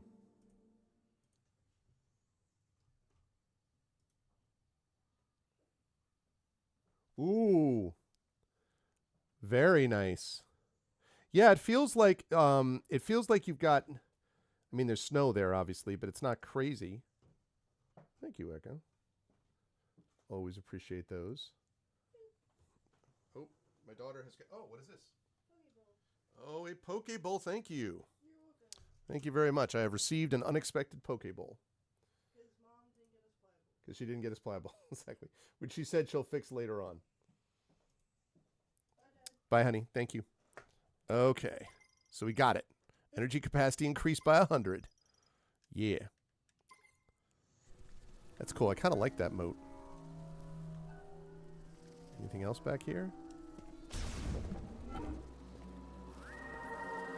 Oh. Who are you? Shren. Flying insects that build nests on vertical surfaces such as rock walls. Lives in swarms. It will bowl you over, indeed. And will shoot acidic spray at organisms that approach the nest. Build their hives high off the ground. I've fought things exactly like this on other planets. Usually on rocky cliffs or against tree trunks. Both adult and larval Shren typically share a hive. If something approaches one of their hives, the adults will quickly emerge and protect the nest by spraying their acidic venom in the intruder. I love flavor text stuff like this, by the way. While they are highly aggressive when defending their hive, this behavior is defensive and they will not pursue an intruder once it is withdrawn. In fact, Shren are social creatures with other Shren, often forming several hives in proximity to each other and working together to protect each other. Yeah, it's great. But as opposed to Shren, it's time for mother hens. That's one of their hives. Shren hive, opening formed from a mixture of chewed up plants mixed with Shren saliva, extremely vulnerable to explosive force.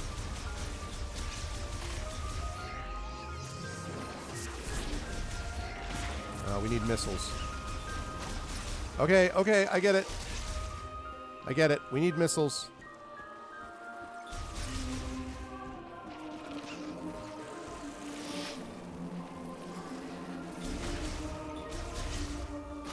Ah.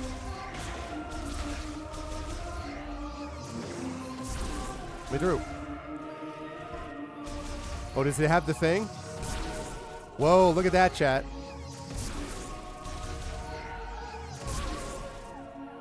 The classic. I remember the first time that I was able to, that you saw the inside of the visor in Metroid Prime. And, like, super cool. Distress beacon.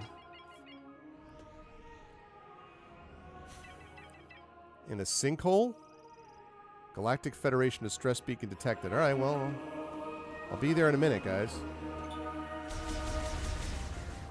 Can't do anything with that yet.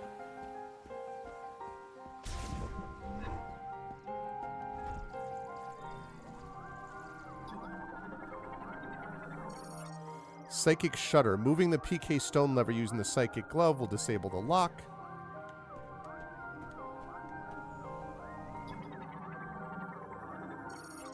Vuros Amber. Tree resin fossilized by chemical reaction. Though roughly as firm as rock minerals, it can be destroyed with explosive force. Which means once you have a missile, which you don't have yet, right?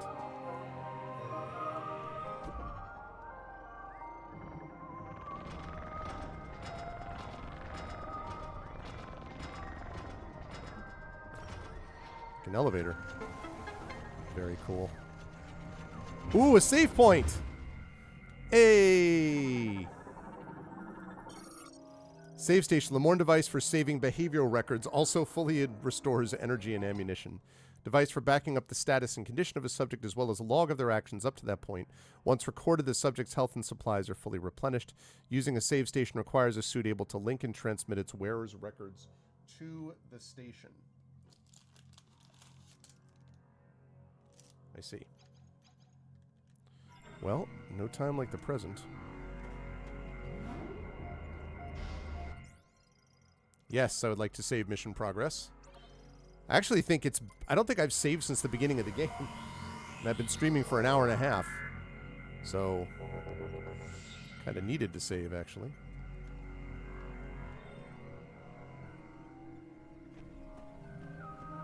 Okay, I need a missile for that.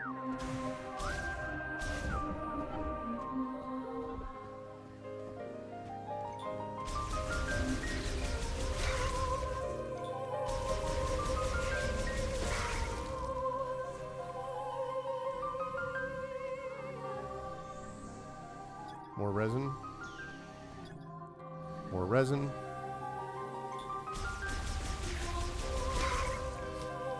Oh, wait till I get me some missiles. I know. Well, we'll see. Obviously, the game is young, but so far, very much feels like Prime. Whoa. That's so cool. Look at that. So neat.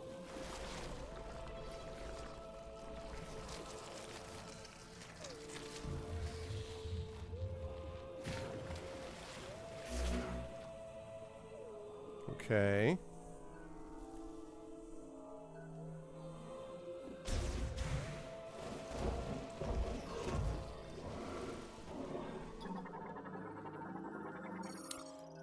Isopod glides atop a slick mucus which they produce. Their diet is primarily glow mold, causing their abdomen and mucus to glow. Glow mold, bioluminescent fungi variant containing large quantities of luciferin, and luciferin in its cap causes the glow of both the fungi and its spores.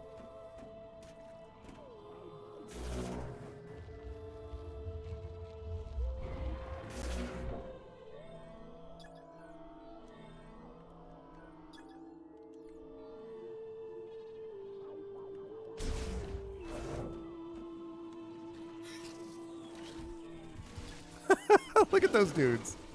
I like the sound of that. That's cool, though.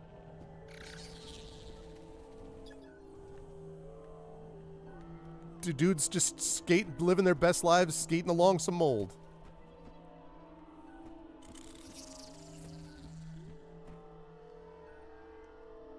Okay. Guess you're gonna lead me to Mama Glow Mold.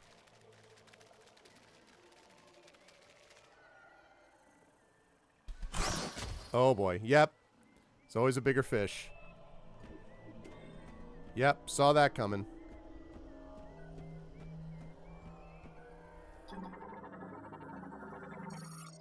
Life size diminishing due to severance from body.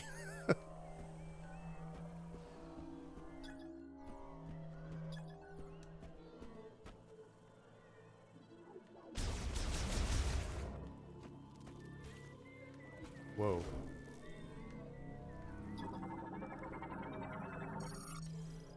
Beetle variant nest. Composed of hardened mud and clay, the nest is fragile enough that a single powerful blow would shatter it.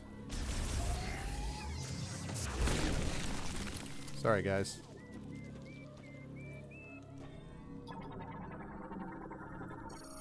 Well-formed wall formed of insect webbing, extremely elastic and durable, and cannot be cleared with standard firearms. Highly flammable and removable using high-heat weaponry. And of course, I don't have any of that yet.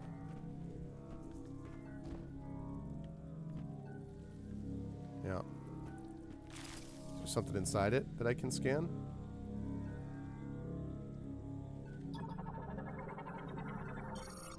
Shot expansion increases maximum shot ammo by 10, restores 10 shot ammo. Okay.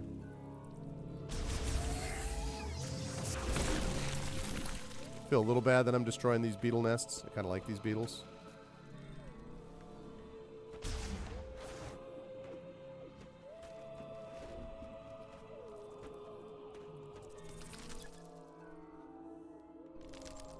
Oh, God.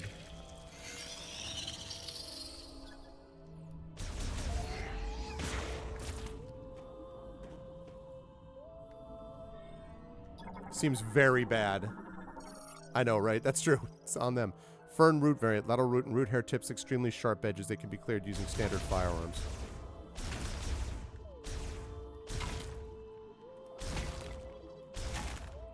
This is going to be bad.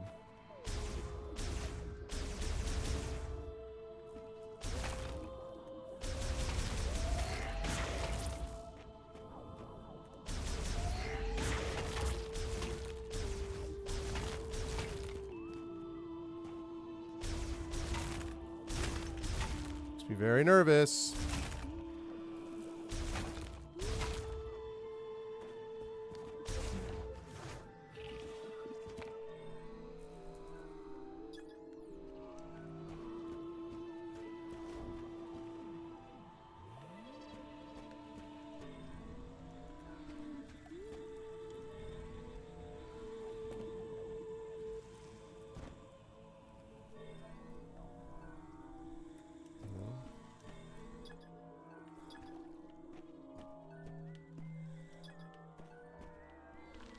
Oh boy.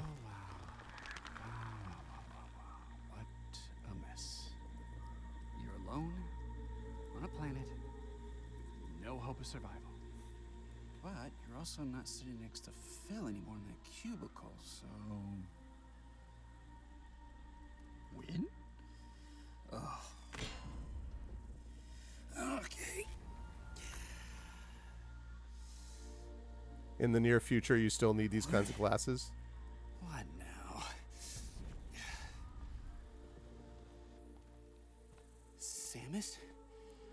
Samus Aran? Hey!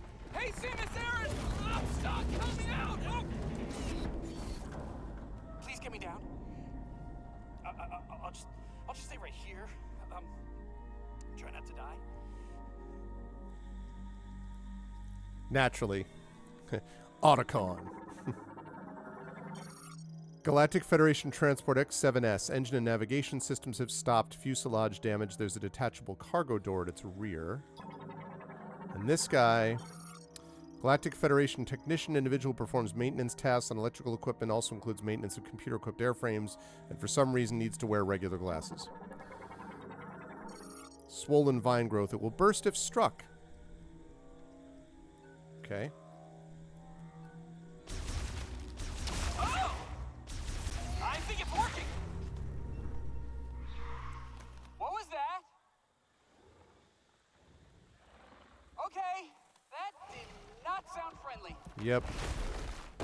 Oh, crap. Hi. Okay, I got it. Oh,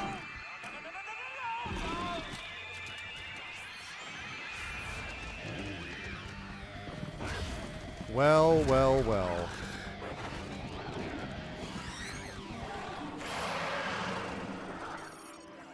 Alien morphology, jungle griever. Griever variant in this area can leap to great heights and climb trees quickly. Has an extremely aggressive disposition.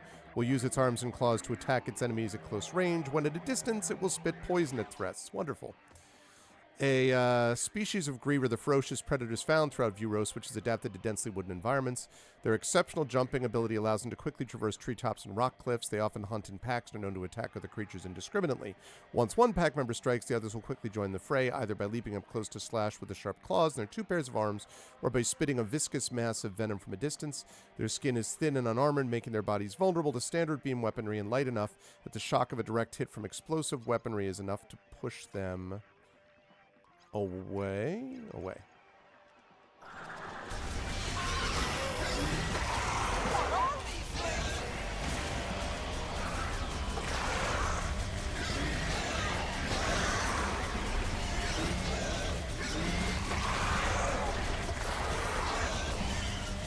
Can't charge up, they're too fast, so...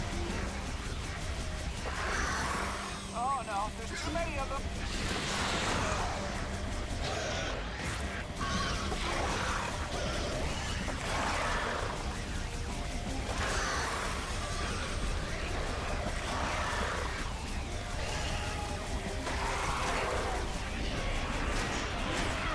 Ow.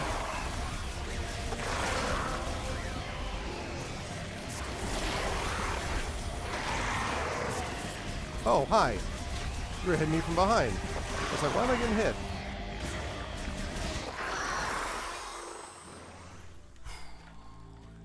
Oh, great job. Now help me down. Working on it, bro.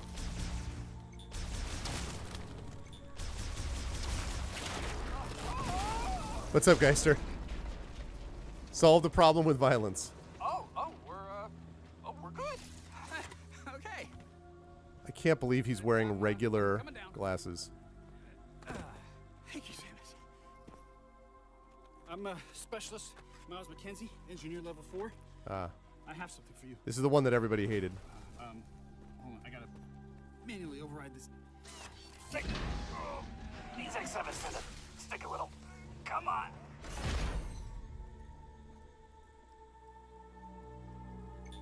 Oh, boy. Ah! See? No biggie. Hey, missiles! Good job, Miles. Missile launcher. Explosive combat item developed by the Galactic Federation. Restores the missile loss function of the arm cannon. And Federation container. Standard size storage and transport locker of the Federation has medium durability. Those cargo protection functions should its casing break. Let's go, missiles. Exactly. Damsel is a nerdy guy. I'm the damsel. I'm saving the nerdy guy. Missile launch function been restored, plus R to launch an explosive missile with target tracking capabilities. Open the menu with minus. Check the inventory for more. Oops. Okay, each launch uses one missile, compact artillery sub-weapon. Can break objects otherwise too durable for standard beam weapons. Can also be used to remove a lock unit explosive. I have, what, 10 missiles?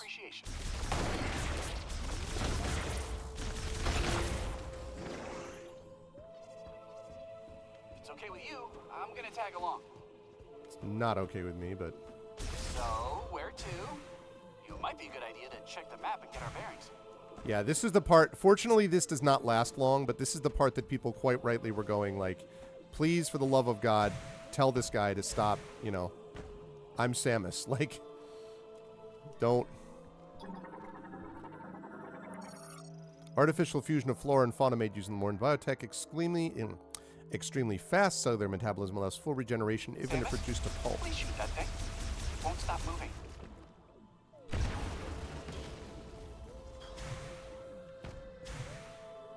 Are you kidding me? Okay, wait. I can do this. Okay. So, we go up here.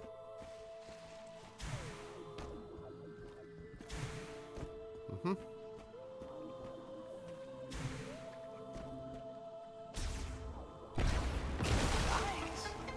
Kaboom.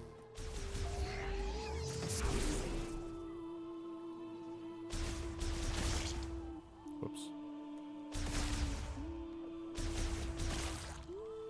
Okay.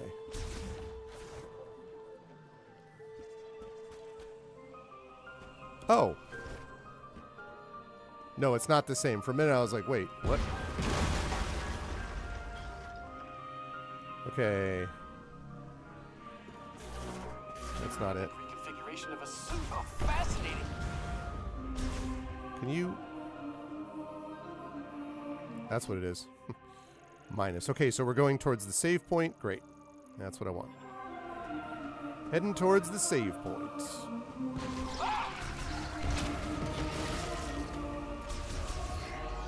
Now relax this, bro. This...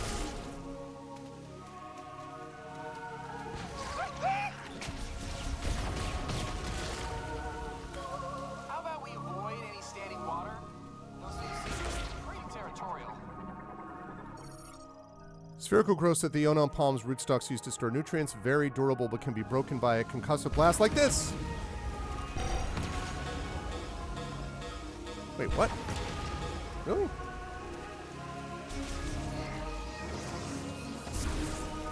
Guess I don't have it yet.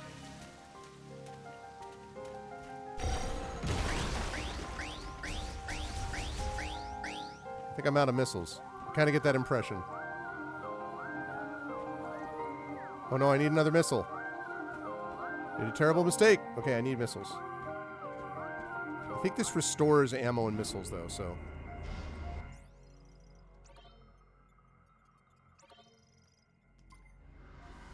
Yeah, okay. Alright, let me go get what this is. This technology, it's not as old as the rest of the equipment. What do you think it's doing here? Oh, it's not that one, but there is one that does have,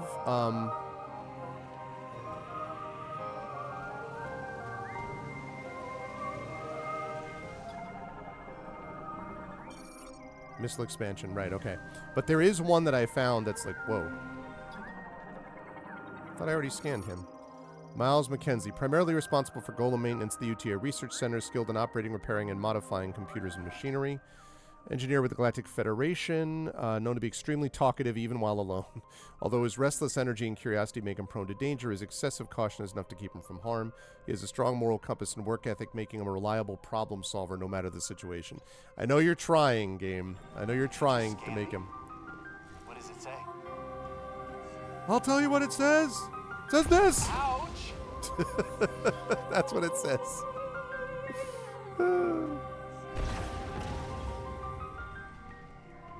I know that there's one.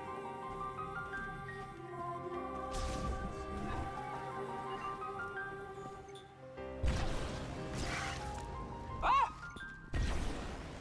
Everything in this jungle trying to kill us. It's Australia, bro. Keep up.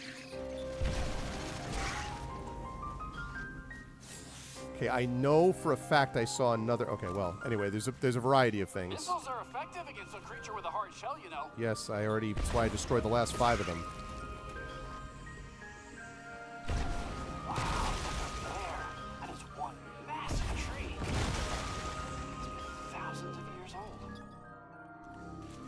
Nice. I shall take this missile expansion. Samus boy toy. Missile expansion. Interesting.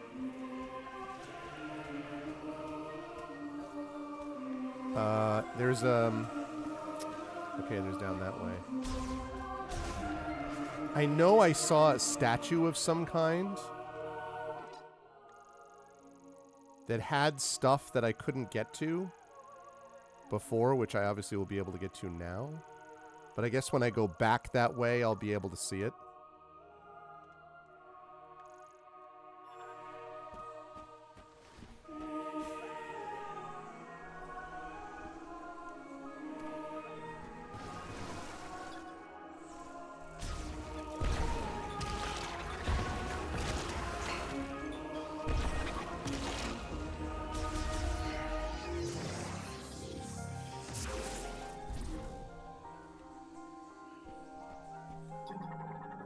What do we got? Psychic door. To enable its beam sensor, use telekinesis to move the PK stone from the top of the door to its center. No problem. Something's happening. What?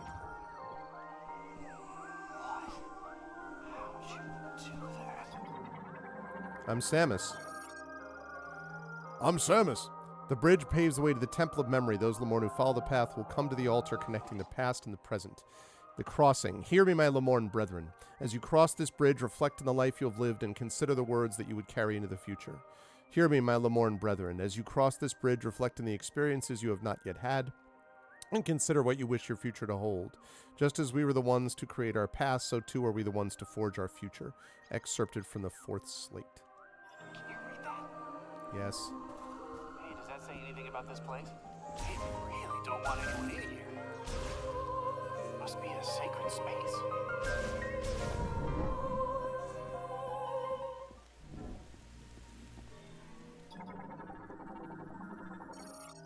Ancient stone bridge built by the Lamorne. It shows severe damage from seismic activity, though its basic structure remains stable.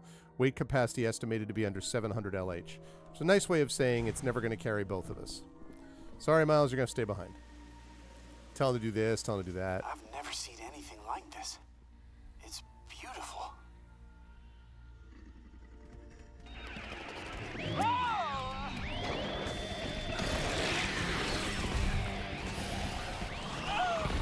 I'm just gonna stay out of your way. That's a good idea. You let me know when it's clear.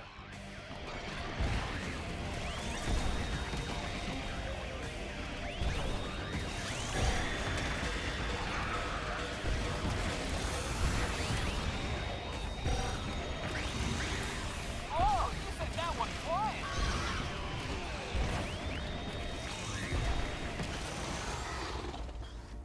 Moving up. Moving up.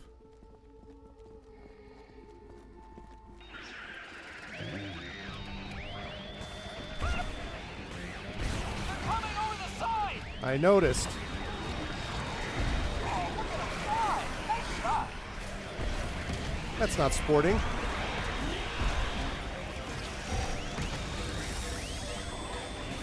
Ow.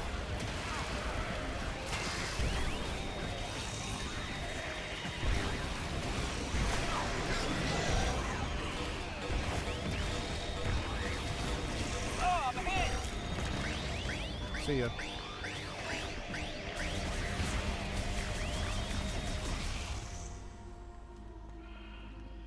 Okay. Would have liked to have some missiles there, but... I'm going for it. Cover me.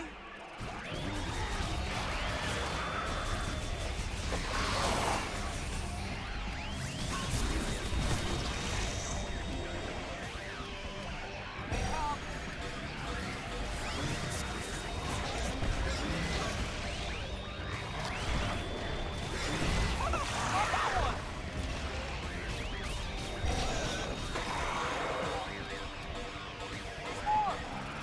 I noticed.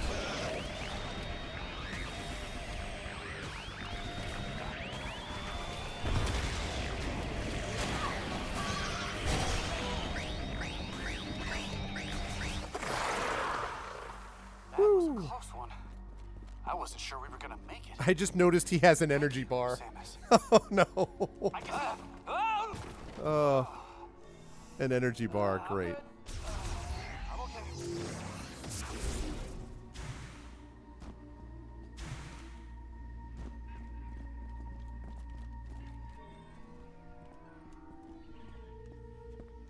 Now that. Yeah, this is the annoying one, but my understanding is that you don't stay with him for that long, so not a big deal. If I had to deal with him the whole time, it would get very annoying. And I don't it is a misstep. Like, I think little communications with alien races, maybe an occasional like meeting with a Federation person is fine. Having nobody likes escort missions ever, you know. So, but minor if he's not there for long. This place. Ancient Lemorn object with a plant motif has sockets for 2 motes. Okay, appropriate. Psychic energy receives psychic energy, conducts it into the linked apparatus. And that one.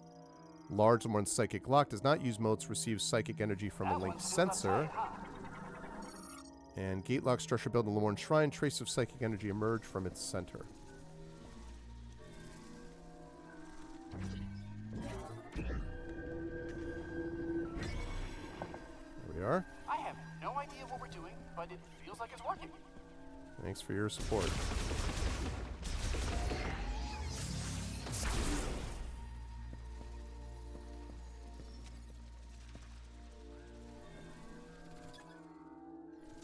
Okay, I need another mote from somewhere. My second mote at? What's over here? Ancient Lemorn object caused from blue tinged sublin. An explosive shock will shatter this material. Outstanding. Psychic box opens when energy is received by its link sensor. Psychic energy concentration detected inside. What's in the box? Cliff bar, kind pure protein, Larabar. Yeah. Need that mote. There we are. Boop, boop, boop. Well, I'll be. It did work.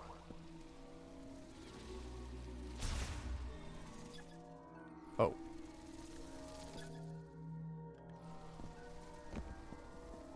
Oh. The heck is this?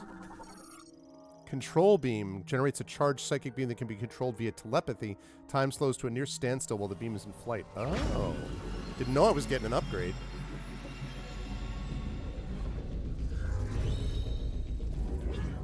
I have the power. Control beam acquired. Psychic charge beam shots launched while using the psychic visor can now be controlled. Switch to the psychic visor, press and hold blah blah blah to charge. Release to launch a maneuverable control beam shot. Use RR to steer. Open the menu with minus. Check the inventory for more information. Okay.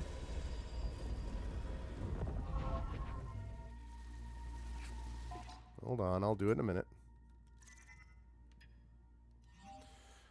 Let's see. Trajectory can be changed mid-flight using the psychic visor or to steer the shot. Because it dramatically slows the perception of time, control beam is very effective against fast-moving targets.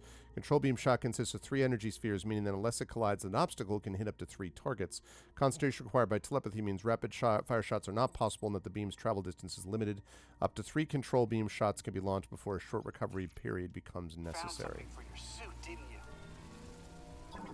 That'll be the case. Aperture containing a switch linked to a psychic lock. Psychic energy will trip the switch.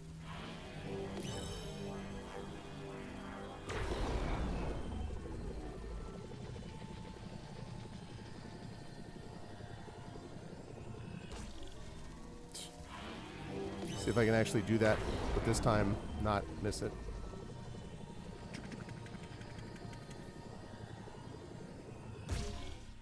Huzzah! Assuming direct control.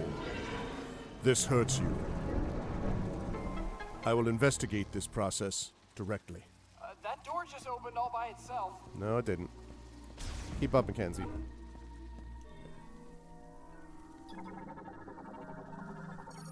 Sacred fountain made from Umazanite, the water source from underground ruins, which allows its temperature to remain consistent throughout the year. Okay.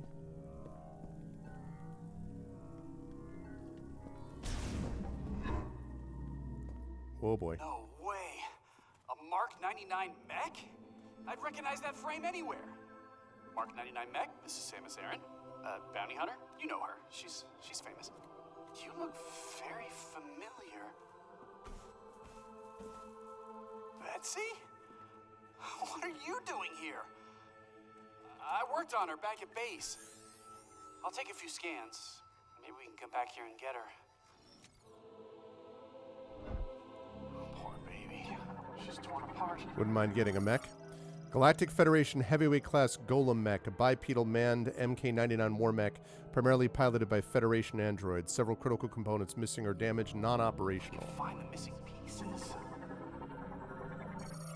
Federation heavy container, exceptionally durable, ideal for tactical assets such as weapons, only extremely powerful Maybe we can get her up and explosives. running again. I poured my heart and soul into that mech. Poor Betsy.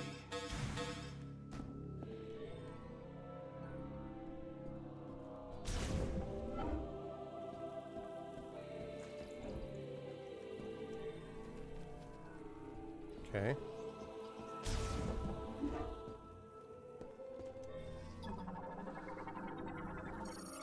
Control system built by the Lamorne used in the Machine era, currently inactive.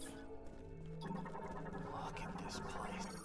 Circular aperture presumably used for ventilation. No blockages detected on the other side. And that one. Door sensor received repairs during the Machine era. These repairs require power to operate. The door is not receiving any current. Offline. This planet's tech is a marvel.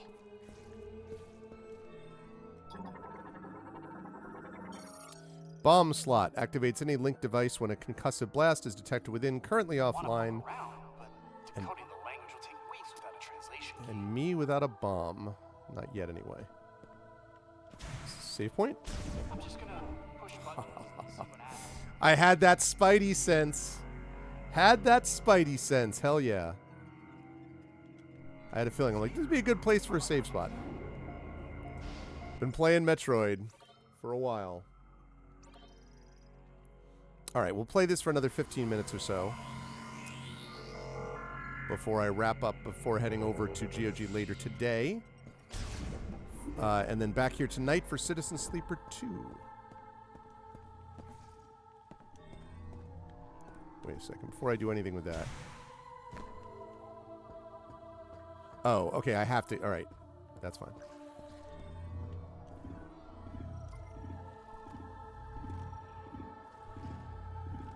This machine looks too unique to me. Want to give it a try, Samus? I mean, sure. That looks like Chozo. Wait, you can interface with their tech, which means you can understand it, which means you've received translation data, which opens up a world of possibilities. Once I get this working, we can use this tech to our advantage. I just need remote access to your logs.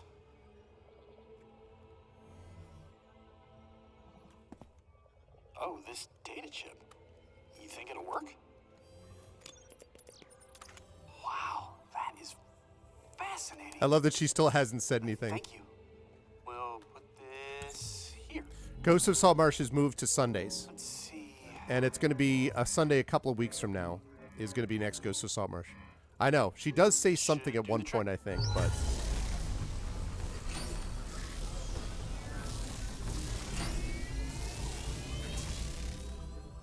All right, look at that. We got power. Well, one door is still locked. The other one is malfunctioning. Hey, but it's progress. Okay, all this is going to take a while to figure out, so I'm going to stay here if you want to scout ahead. Sounds like a plan. It's about to get real nerdy in here. Oh my god. She's like, I'm going to leave now, and...